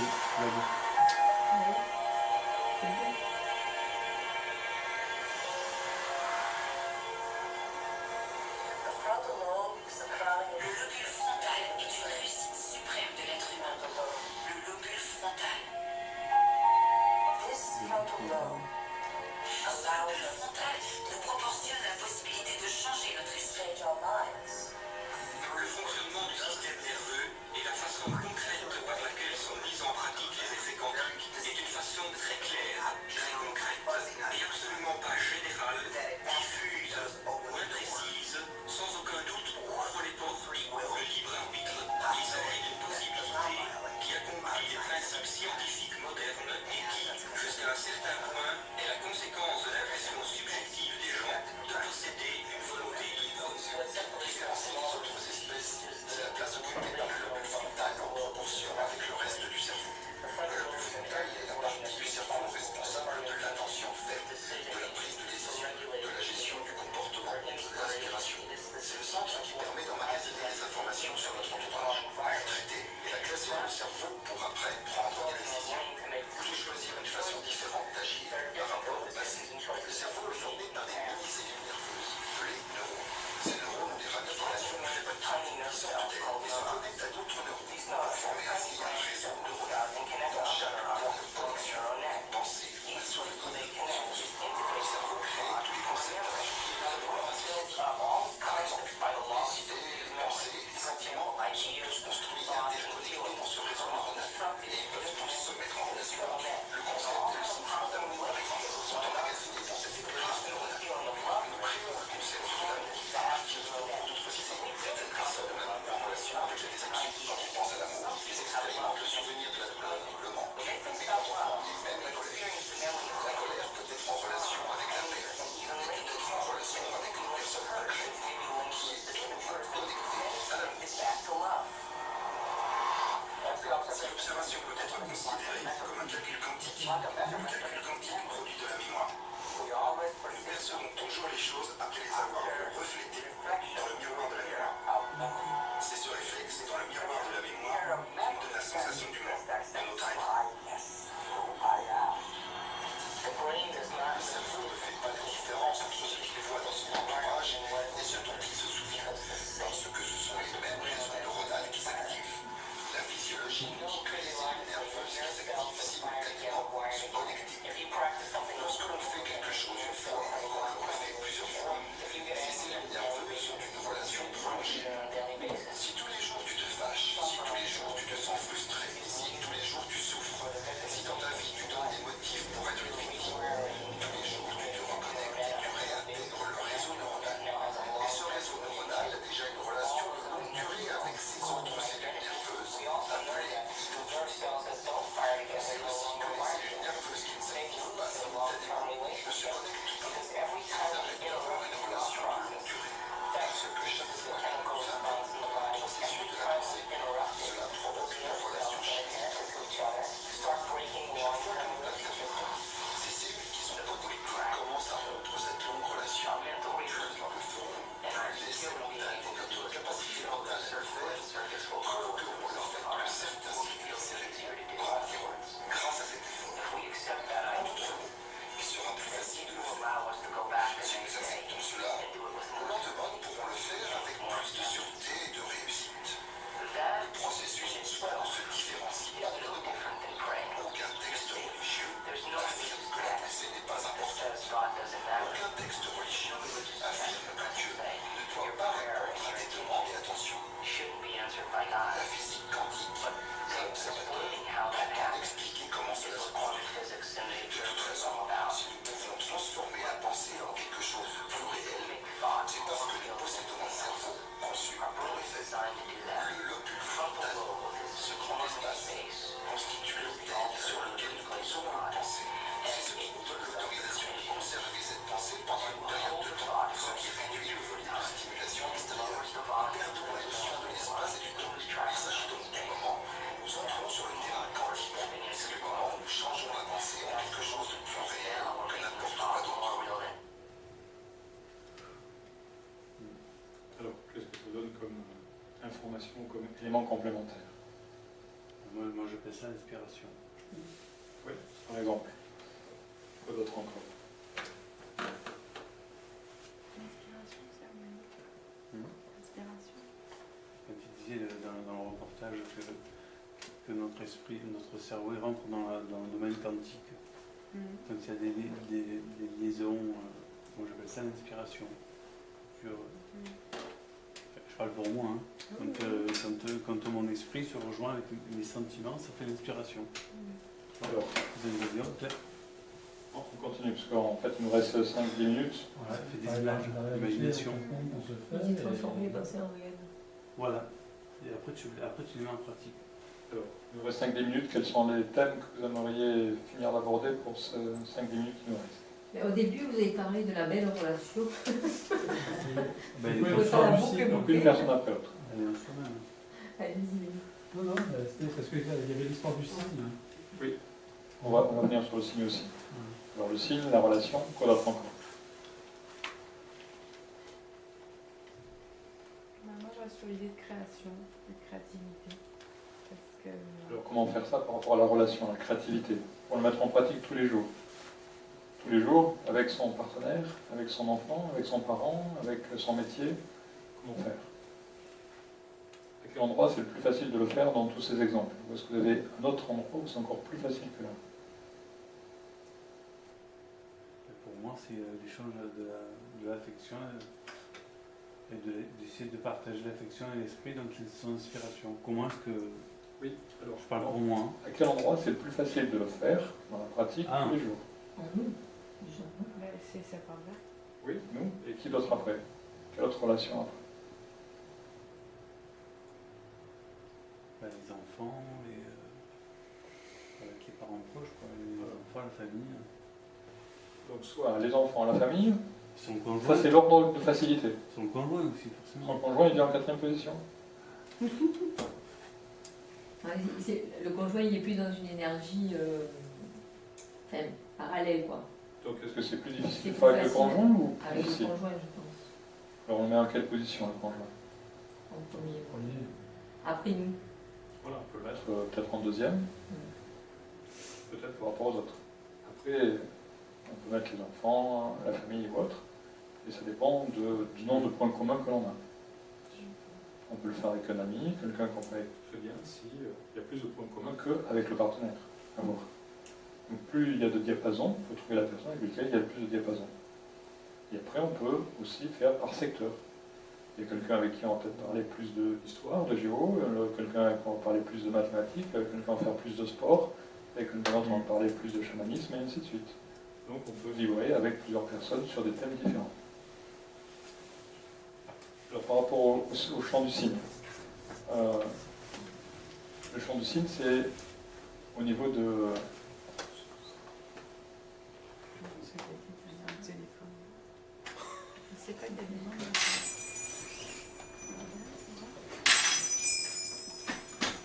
Au niveau du champ du signe, c'est peut-être...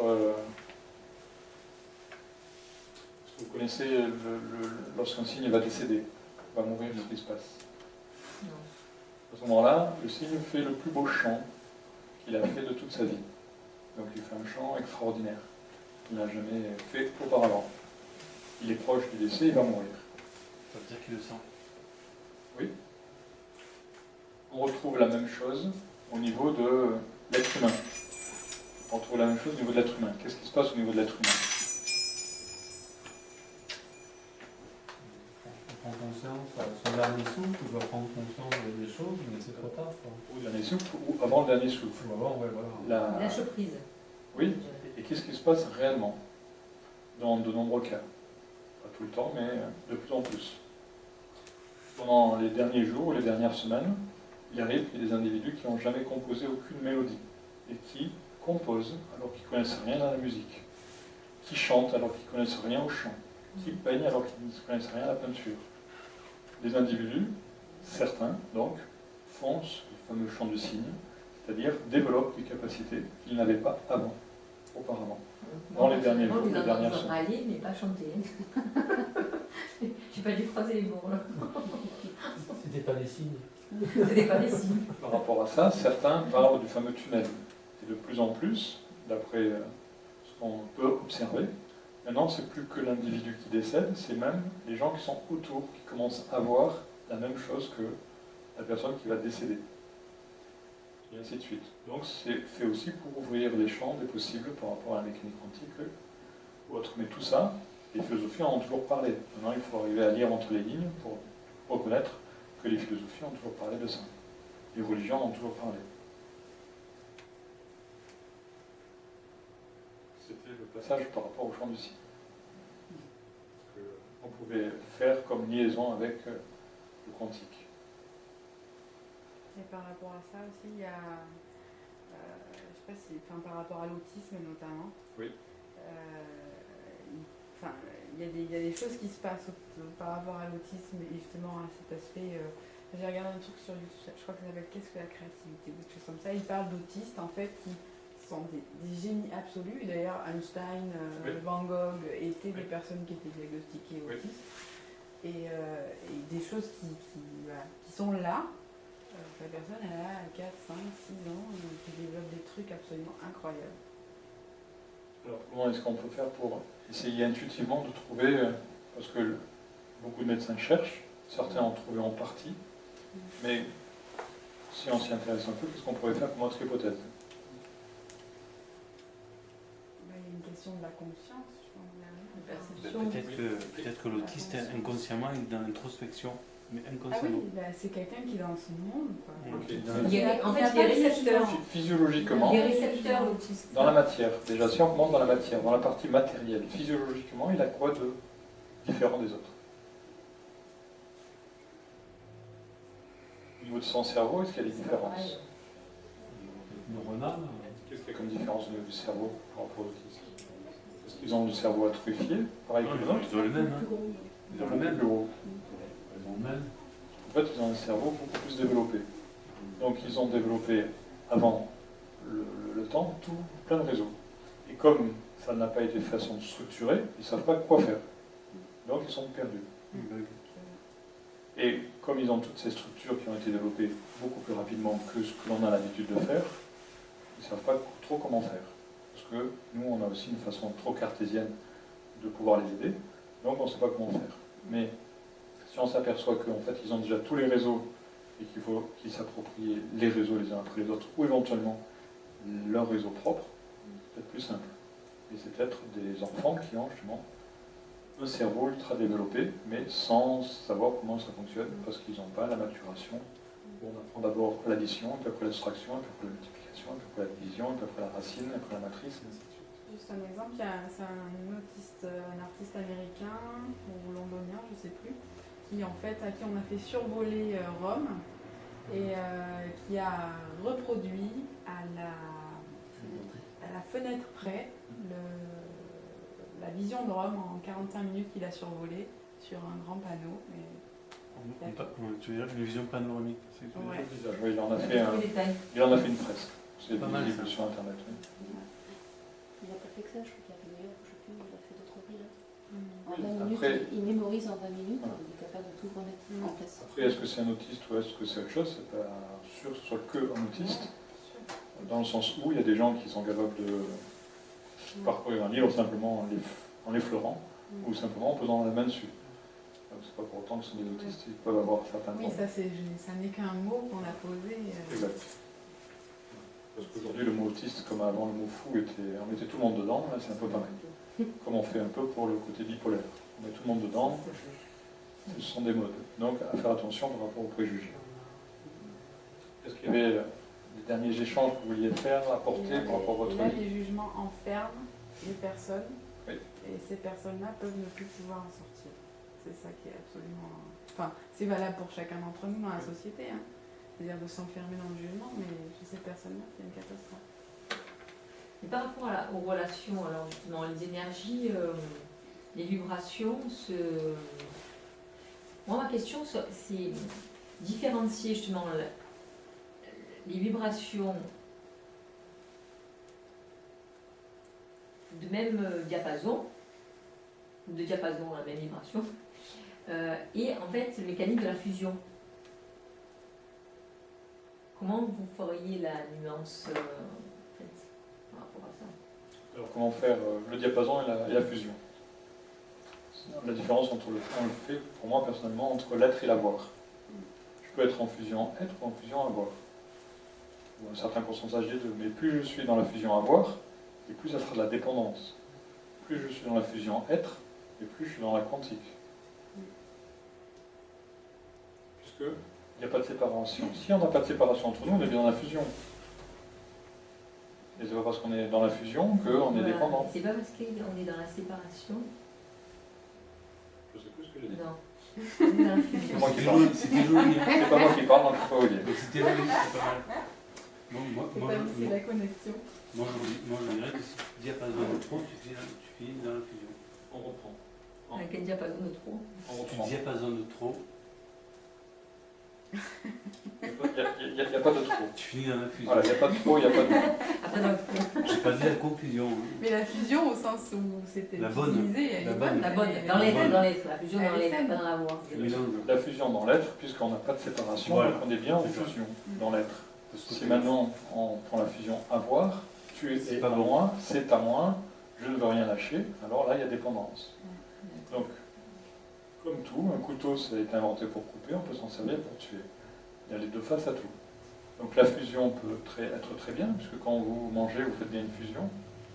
Donc vous pouvez très bien être en fusion avec votre partenaire si c'est dans l'être constructeur. Si c'est dans l'avoir possessif, c'est de la dépendance. C'est une fusion destructive. Je le redis On n'est souvent. pas obligé de raisonner sur tout, comme vous avez dit. On peut raisonner sur un. Parce qu'après, ça devient très spirituel, quoi, pour raisonner sur tout. Trouver l'être où on raisonne. Vous voyez ce que je veux dire? Ben, il y a un proverbe ou un dicton qui dit visez les étoiles et vous arriverez sur la lune, ou l'inverse, visez la lune et vous arriverez dans les étoiles. Pourquoi pas? Pourquoi pas ne pas demander le plus le moins? C'est comme l'alliage dans le métaux. Il faut déjà y croire et après. Non, mais c'est sûr. On voit les choses. Quand tu as des alliages qui tiennent bien, c'est qu'à la fin, le métal qu'on ressort, il prend les bonnes caractéristiques des deux d'origine.